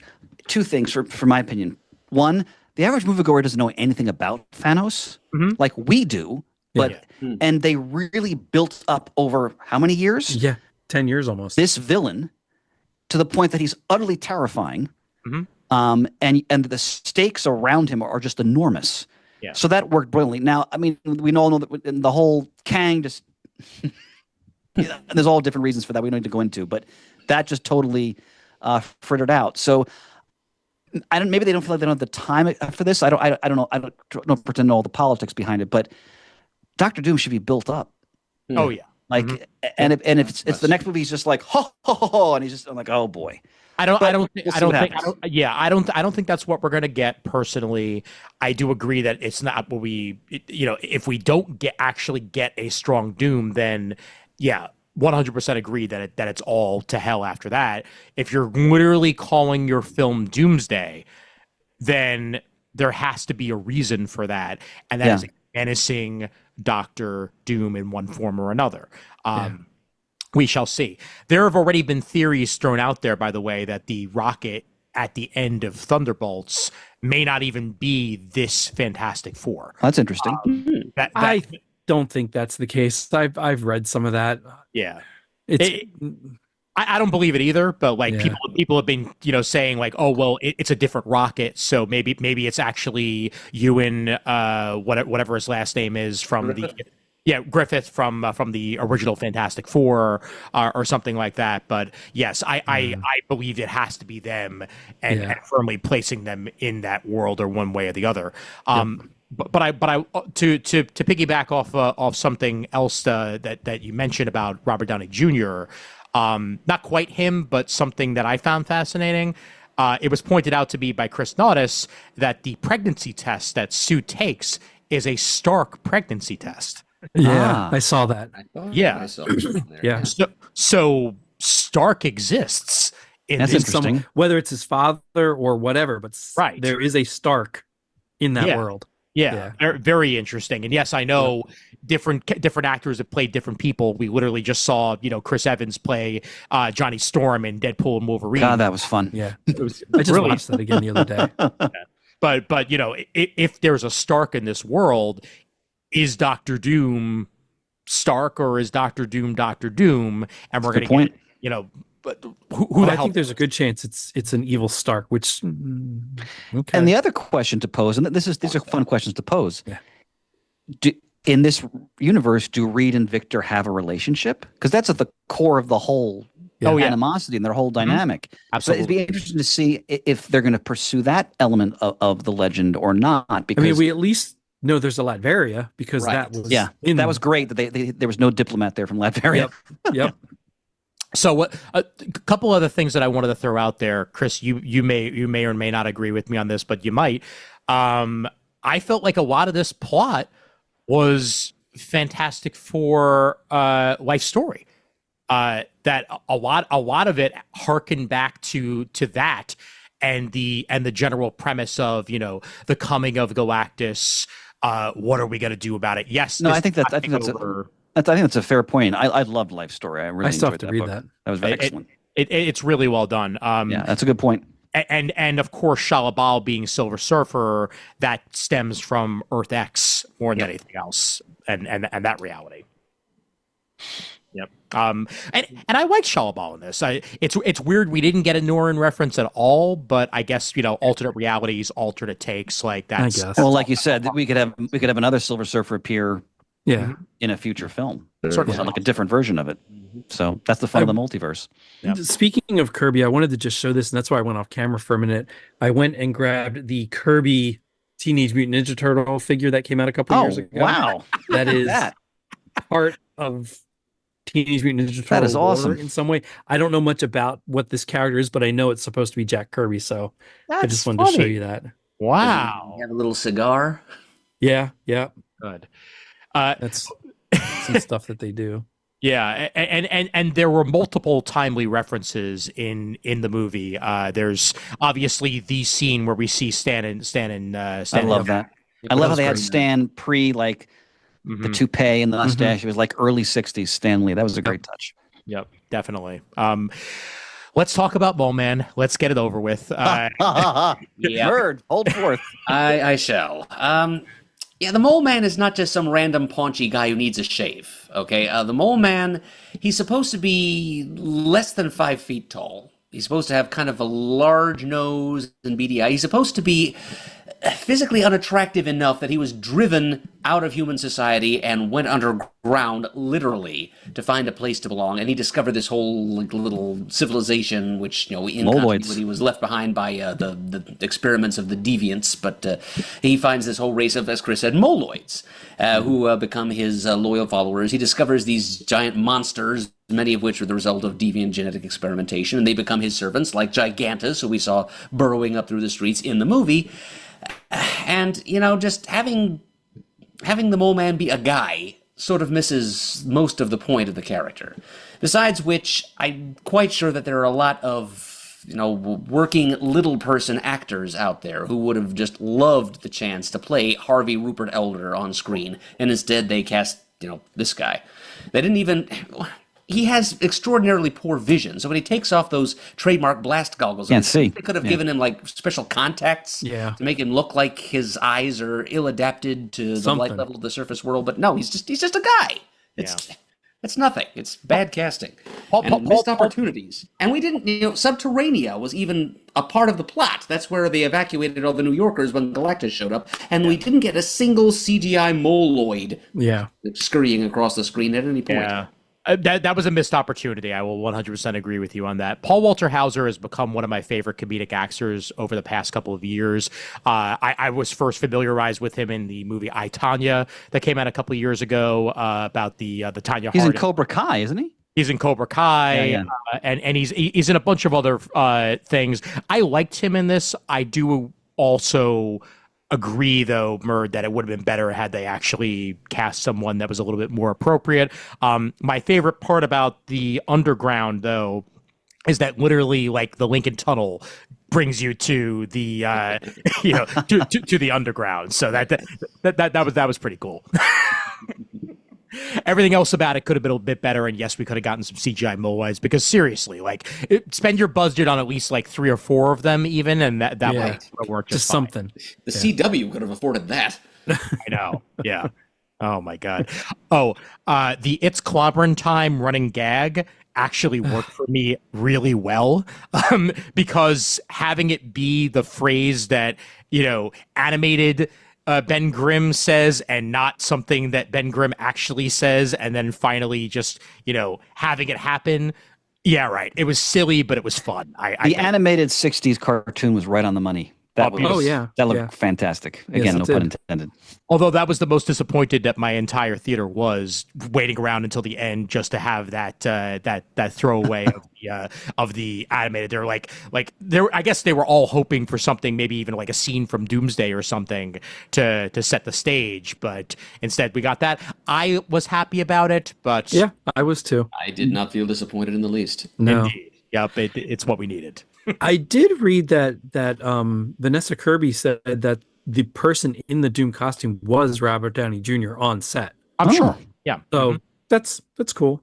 Oh yeah, yeah. That doesn't surprise me at all because I mean they've No. already cast him, so it's easy Yeah. to have him sit down and not show his face and all that.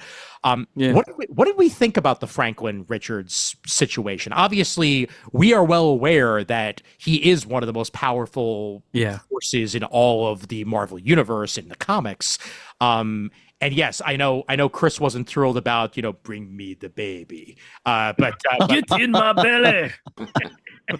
I couldn't help but think, and yes, it is very true. Pedro Pascal is always trying to save a baby. Like it doesn't matter In a pram. Yeah, In a like, covered pram. Yeah. Yep, 100%. Doesn't matter whether he's in The Mandalorian. It doesn't matter whether he's in The Last of Us. Like he's always trying to save a younger person from something or another. And yeah, the Earth X of it all as well thrown in there once again, because Franklin Richards is Galactus in the Earth X world, so we know it's something that could potentially happen to someone of his strength and stature and power set. But them utilizing it to the point of that they did, like, no, I want him to, take my powers so I may rest. It's a good execution. It may not have worked nearly as well as I personally would have loved it, but it was a cool concept. Well, it'll be interesting to see how they apply. I mean, they had Franklin resurrect Sue, for example. So they're telling the audience very early on, this is an incredibly powerful being. And as Shane mentioned, I mean, in the comics, he can orient reality as he sees fit. Absolutely. So, I mean, that can be the kind of MacGuffin that can be used very interestingly, or it can be just a sort of a cheap escape hatch in plots in the future, which will be nowhere near as compelling. So they got to be very careful with a character like that, because you can really sort of go overboard with it, and then it becomes very, very dull. If they end up trapping everybody in the Marvel universe in a ball, I might have a problem with that. I don't think we need to worry about that. Don't hold your breath. I know, because stupider things have happened, but I think we're okay. I don't think Rob Liefeld's going to be writing a Marvel movie. Okay, we're good. We're good. Yeah, he's already shooting his mouth off about how he didn't like this one. Yeah. Oh, I know. And you know what? Straight up, quick rant here. I love when you rant. You already know how I feel about Alan Moore and him bitching about current comics when he doesn't read any. Same with current movies when he doesn't watch any. Liefeld, shut up.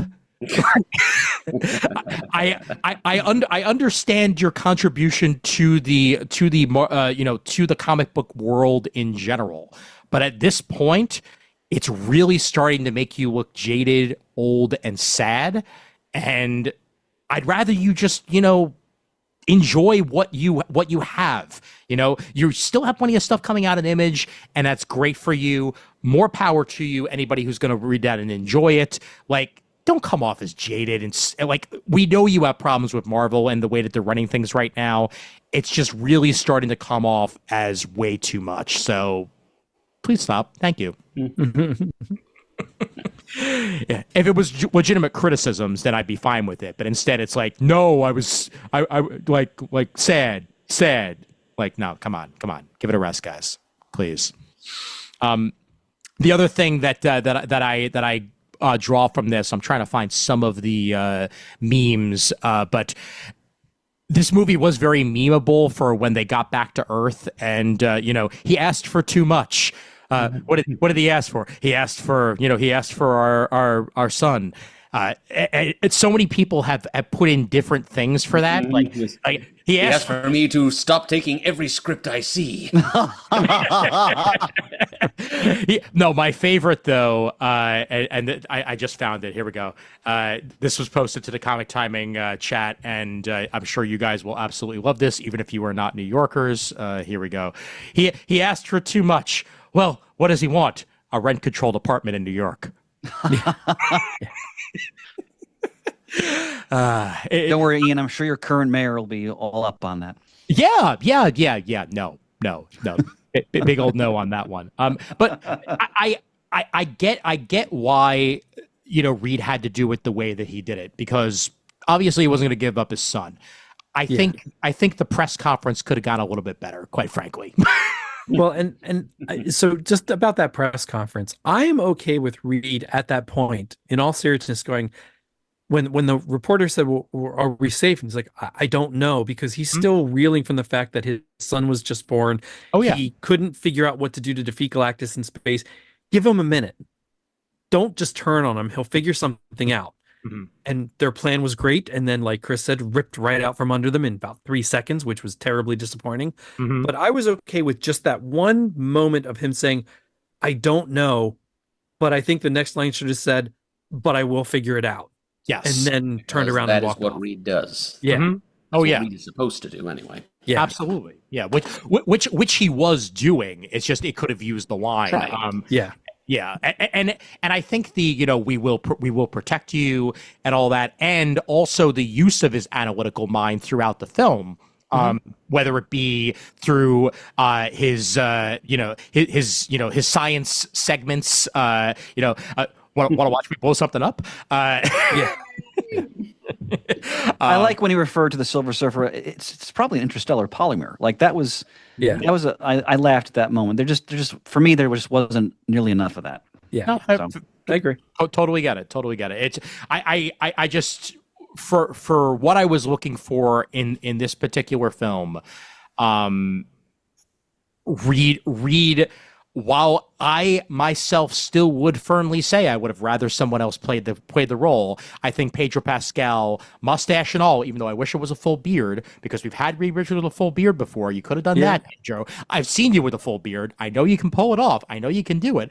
But I think he did a serviceable enough job. I think what will really sell it for me is how he interacts with the rest of the Marvel universe come Day and Secret Wars, and especially how he interacts with Doom. Oh, absolutely, absolutely. I'm a broken record. Everything for the future of this franchise, it rests on this villain. Like if they screw it up, it's pretty much done. Yeah, errors repeating for the sake of truth. Yeah, and for pity's sake, don't cheese out on his armor either.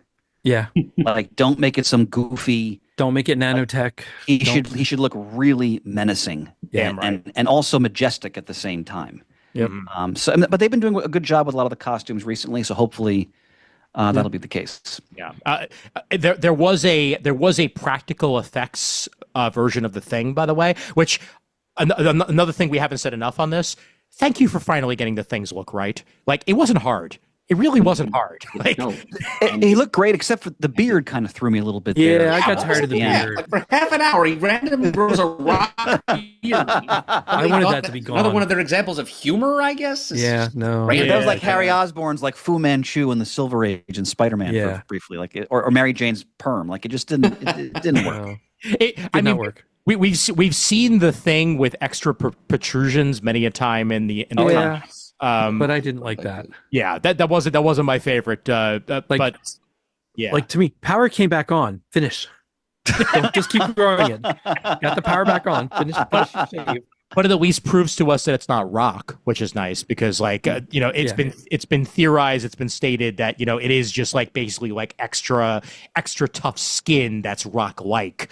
In one form or another, and that essentially says that with the beard and everything that it is just extra tough skin, but I guess it's also extra tough hair. So I don't know.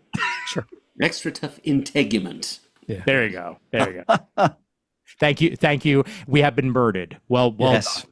But yeah, there was a practical, actually a UK wrestler on set for one or two scenes when they needed a man in suit for the thing. Otherwise, it was mostly CGI, but a combination of practical and CGI in the end, which is really how you should be doing it, and which is also why I felt like Galactus worked as an effect way better than he could have had you just had him entirely CGI.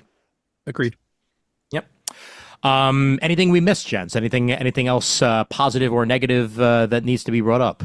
No, but when we're done movie talk, I want like 3 minutes to go over a couple comics. Oh, of course, absolutely, Okay. absolutely, yeah. Murd, you got anything else in the tank? Probably, but nothing that's coming out the nozzle at the moment.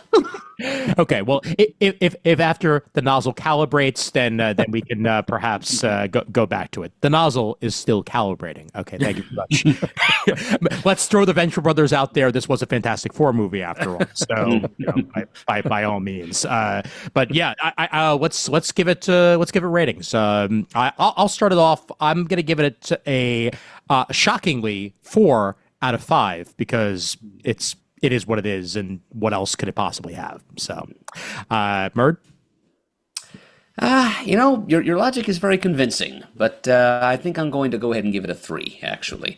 Fair enough. It had its good points, looked great, as we said, but the character's a little off, and I think my overall statement is, at the end of it, I felt like I'd spent not quite 2 hours contemplating like a mobile or a mural or a stained glass image or a tone poem or something, reflecting a particular creative vision of the Fantastic Four, rather than actually watching a movie about and enjoying a story about the Fantastic Four.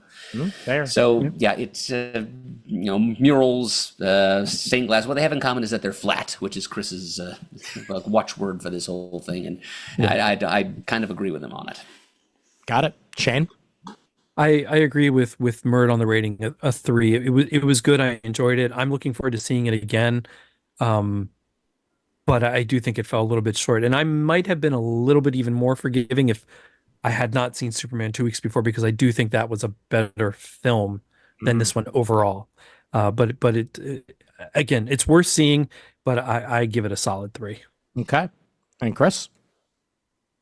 This is a bit of a struggle for me because the lowest rating I've given a Marvel film, which I think was the last Thor film, which I think is absolutely awful, which I gave a 2.75 to. Mm-hmm. And the Fantastic Four is definitely better than that just atrocious abomination. So I'll get in line with my comrades here and give it a 3 as well. A very, very, very low 3. Okay. But I'm not going to give the same rating as that Thor movie was just that was horrible. That was actually actually offensive. I have never watched a single scene of that other Thor movie. No. Oh God, no. So yeah, a low 3. So you give it a 2.999999. Sure. Nice. Well, yeah, I think that overall, we're it's been a good summer for movies, and I think that us as nerds have had a lot of things to talk about. I will mention something else after Shane opines on comics a little bit. So Shane, throw it at us. What you got? Okay, so I read Red Shirts #1 because Charlie Kirkhoff contacted me and said he heard me talking about it a little bit, and I wasn't going to really try it right away, but he says give it a chance. I did enjoy it. I have ordered the next 2 issues. It's not as good to me as the other Star Trek things we've recently had the pleasure of reading, but it is fun in a red shirt world where red shirts know that they're kind of destined to die. So, but it is worth giving it a read. Part of me still wishes the John Scalzi Red Shirts novel had actually become a TV series like it was going to.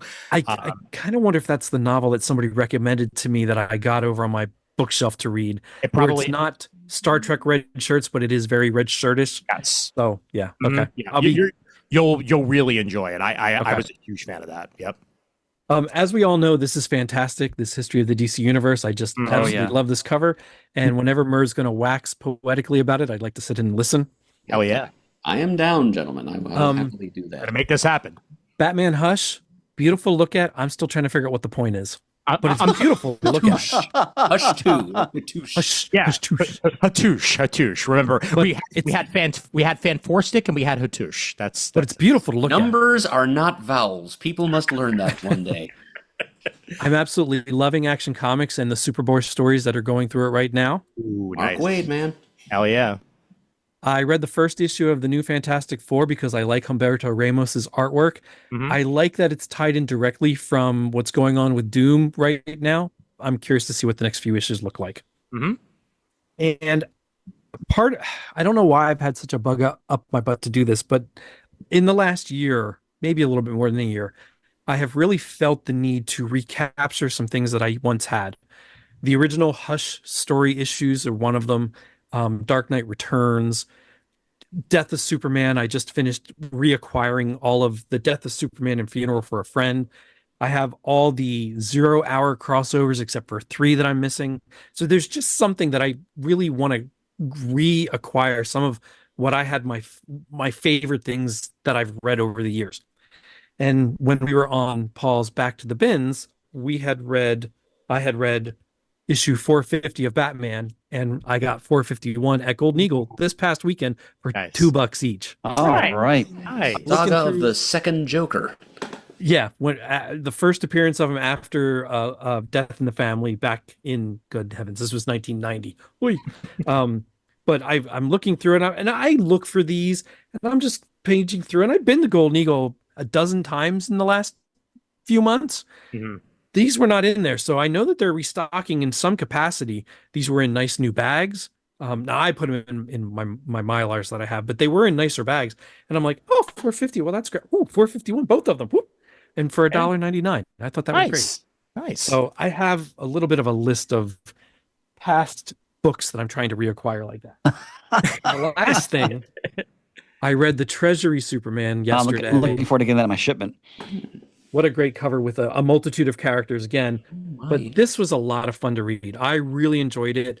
There's some great, it's a Superman story, but there's some great Batman moments.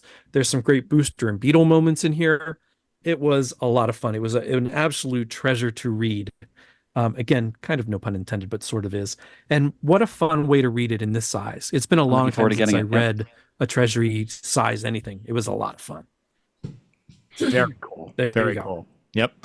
I have a couple of things that I want to mention real quick. One thing that will probably also wind up being an extra point. This past week, I got to go to the Asian American International Film Festival here in New York, and they were doing it at the Regal Union Square, and I got to see something that no one has ever actually seen publicly before. And it's something that I will be discussing with Chris Nautis at one point, as she was there with me as well. Mm-hmm. It is the Albert Pyun director's cut of the 1990 Captain America movie. Oh, wow. So this is, and not to give too much away, but basically it is a complete recut of the movie. Rather than it have it go entirely linear, it intersperses a lot of the flashbacks as just that. And the score is different. There's a couple of scenes that were previously deleted that are reinserted. In general, the flow of the movie is better. Does it make it a good movie? No. Does it Is make the Red Skull still Italian? That's Red what Skull- I was wondering. Yeah. Unfortunately, the Red Skull is still Italian because there's no way to get around that. Yeah. However, the actual pacing and flow of the movie and a lot of it just works way better than it did in the original version. Is this going to be released to the public or no? Probably not. Oh. This is the type of thing that they got directly from like the film libraries and stuff like that. Oh, I'd love to see it. And Albert Pyun passed away, I believe, 3 or 4 years ago, and he had this cut on him that he held on to. And this was the first time it was screened publicly. They actually had the screenwriter there as well, who because of that, I found out did some uncredited rewrites to the Masters of the Universe film. With Dolph Lundgren. With Dolph Lundgren, which he's very happy went uncredited because he thinks the movie is complete crap. Oh, sure. But Courtney Cox is in it. Doesn't make it any better. Doesn't make it No, any it better. doesn't. Oh, No, it I'd love does to. not. I hope we get a chance to see that someday, Ian. I'd love to see that. I hope it does get some sort of digital release or something like that at some point. Yeah. But, we'll be getting further into that on an extra point sometime in the future, Chris and I, as we were both there. The other thing that I got to see more recently, actually just yesterday, Jurassic World Rebirth. Uh-oh. Now, I have never seen a movie in my life that felt more like a video game fetch quest, and this is exactly what it is. We have to obtain samples from these 3 dinosaurs, so we're gonna go to this island and we're gonna get a sample from this one first. Okay, we got that one. Now it's time to get the sample from the other one. Okay, great, we got that one. Now we're gonna go to the third one. Okay, we got that one. That's the point of the movie. It ain't great. It's fun at times. They had to insert kids in because it's a Jurassic Park movie, and that's what happens. So shockingly, they find a way to do that. I think Mahershala Ali is easily the best actor. Nice, such a great actor. Oh, 100%. He's always great. But it's better than the Chris Pratt ones, but it's definitely. Really? I wasn't that big a fan of the Chris Pratt ones. To be honest. And I've only seen the first Chris Pratt one. I didn't see the others. Yeah, I like the first of the Jurassic World. So maybe this is not nearly as good as the first Jurassic World, but it's definitely better than the other 2 that came afterwards. But it's stupid fun. If you get a chance Isn't to Scarlett Johansson in it? Scarlett Johansson's in it. Yep, She got a pretty paycheck from that, from what I read. Oh yeah, she most definitely did. Ed Skrein is in this. Rupert Friend. Jonathan Bailey and a bunch of other random people, and it's directed by Gareth Edwards. This particular one, so it's obviously the guy who directed Rogue One and a couple of other movies over the years, Godzilla, and all that. So it ain't bad. There's some really stupid things in it though, like they have mutant dinosaurs. Like why? There's plenty of regular dinosaurs.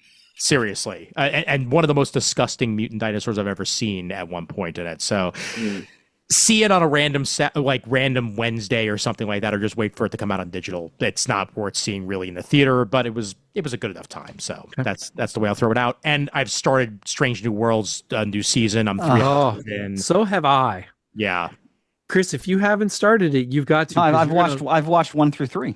Okay, excellent. So have I. Yep, I watched the third while I was waiting for my car to be maintenanced on today for the 5 hours it took for that to happen. So luckily I brought my laptop with me and I was able to watch Strange New Worlds. First 3 episodes have been very strong. Ian, I'm going to take your suggestion before the summer's out. I'm going to watch Penguin. Yes, please do. I have to do that too. I've only watched the first episode of that. It's crime drama, Chris. I think it's up your street. Yeah. It's basically Batman Sopranos. That's the way that I would put it. Sounds good to me. Yeah. And I watched it on my flight to Dublin and on my way back from Dublin. That was my in-seat watching throughout, and it was very much worth it. Chris, you got anything you want to throw out before we wrap up? No, I've shot my bolt for the evening, but thank you, my friend. Excellent. Murd, anything from you? I do actually. There you go. Yep, I did a little bonus reading because after watching the Superman movie during this summer of Superman and having mixed feelings for how the title character was handled, I recalibrated by reading some Silver Age Superman comics that our friend Mike Atchison bequeathed to me recently. So thank you again, Mike, for that. Giving me some good bizarro supplementary reading. But also, during my evening breaks from the Christmas shop, I'd sit out on the sun deck here and work my way through this trade paperback. Oh, nice. Superman Red and Blue. Reprinting the anthology miniseries of short stories of the Man of Steel by a variety of creators, some real great names. Just short little monogram takes on Superman, done in dichromatic style, all just like the colors red and blue. DC tried a couple of these. They did like Wonder Woman black and gold as well, I think. But Yep. There's a lot of different takes on Superman in here. Some of them are big action pieces. Some of them are just kind of brief and silly. Some of them are like character studies for members of Superman's supporting cast or his rogues gallery. And Shane, have you read these, by the way, Shane? No, and I know, I think I know the part you're going to talk about that somebody posted to me a while back. I have acquired 3 of the 4 issues. I can't remember which one I'm missing, but I have to find that last issue because I think that's the issue that has the story in that I've been referenced to read. Well, I was going to just point you to a few of them, actually, because there's like half a dozen different stories focusing on young Clark's relationship with the Kents. Okay. But the final issue has one such story written by Tom King, and that's probably the one you're talking about. Probably. Although my personal favorite is the one written by Mark Wade called Namrepus, which is Superman spelled backwards, in which Superman invades the fifth dimension Oh, nice. play pranks on Mixus Pitlick for a change. I love it. Oh Yep, my god. that's a good one. I also like there's one written by Judd Winnick with his take on how young Clark got Crypto the Superdog. Okay. Nice. There's a few in here that'll really tug your heartstrings, and then that's one. I think I'm that's looking forward to it. I think that's Judd Winnick's first work at DC since the New 52, if I remember. Wow. Entirely possible. He's been keeping a low profile lately. Yeah.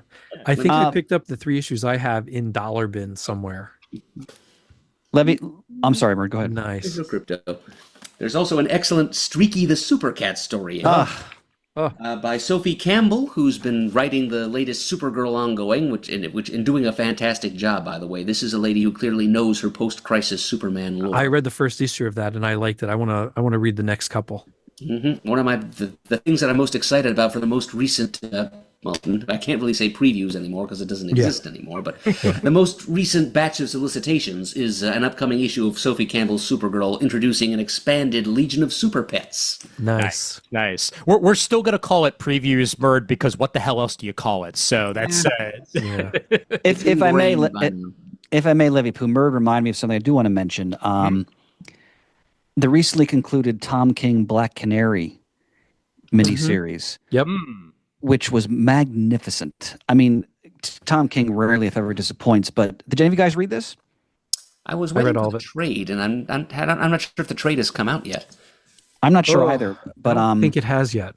It might have been solicited, but I don't think it's come out yet. If you get, I recommend the trade if you haven't read the story, and I'm probably going to get the trade just to have in my library. But it's such a wonderful character study of Black Canary, but also not only Dina Lance, but also her mother, the original Black Canary, and their relationship, both the past and the present, and also explores her relationship with Ollie when they were younger.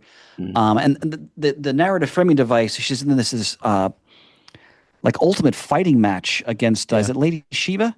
Yes. Yeah. Yep, the two of them do have history. Yeah, and it is the artwork in it, the way they depict it's essentially a boxing match is so brutal.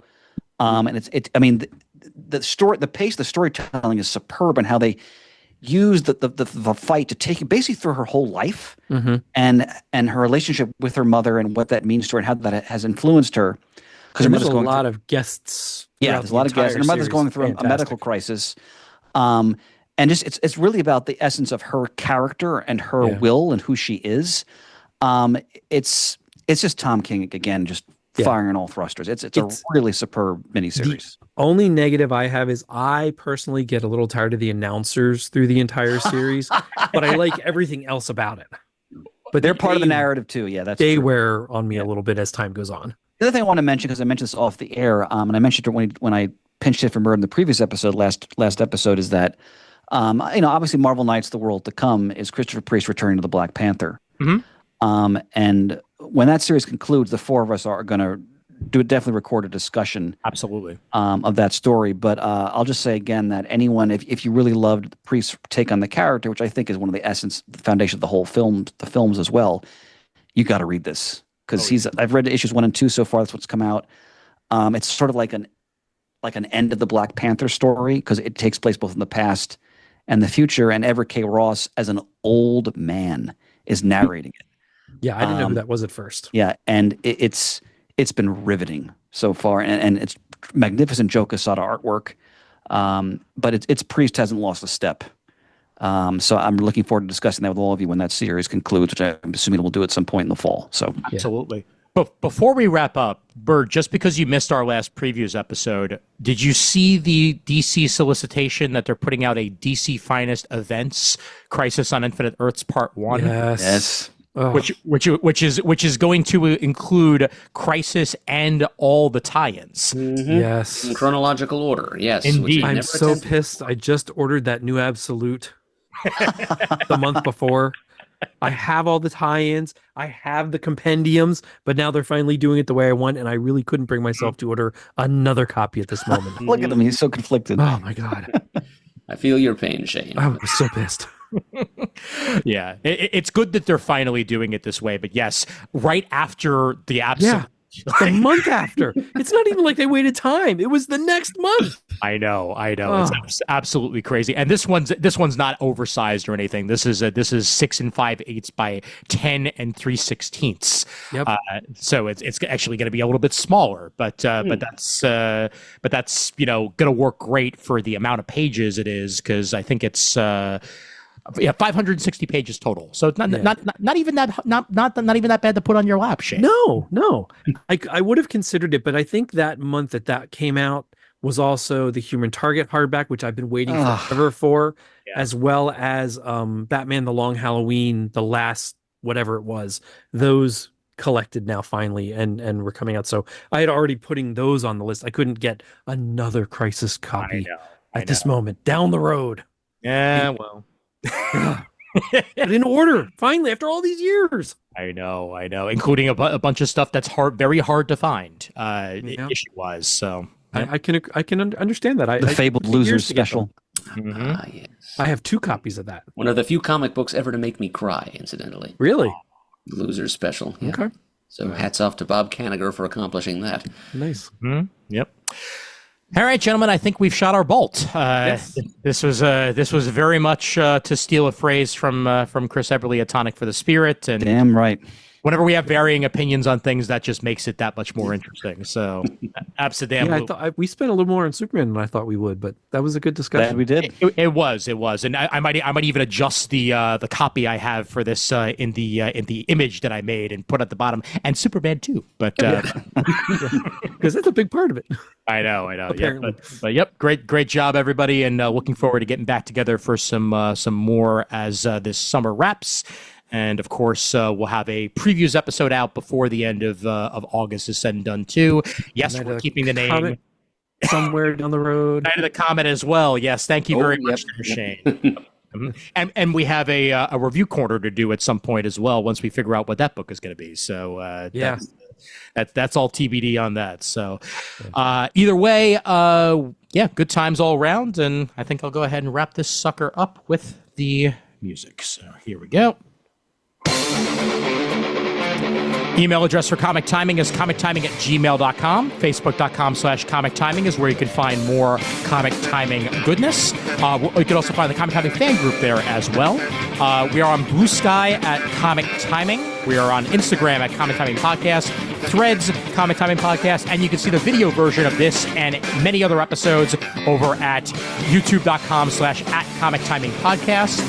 We're up to 181 subscribers on the YouTube, so please get us to 200 sooner than later. That'd be absolutely fantastic. And then keep the people coming from there. We'll be very happy to have you. Thank you once again to Murd, to Chris and Shane. And a reminder that there's always time for comics, and there's always time for Herbie.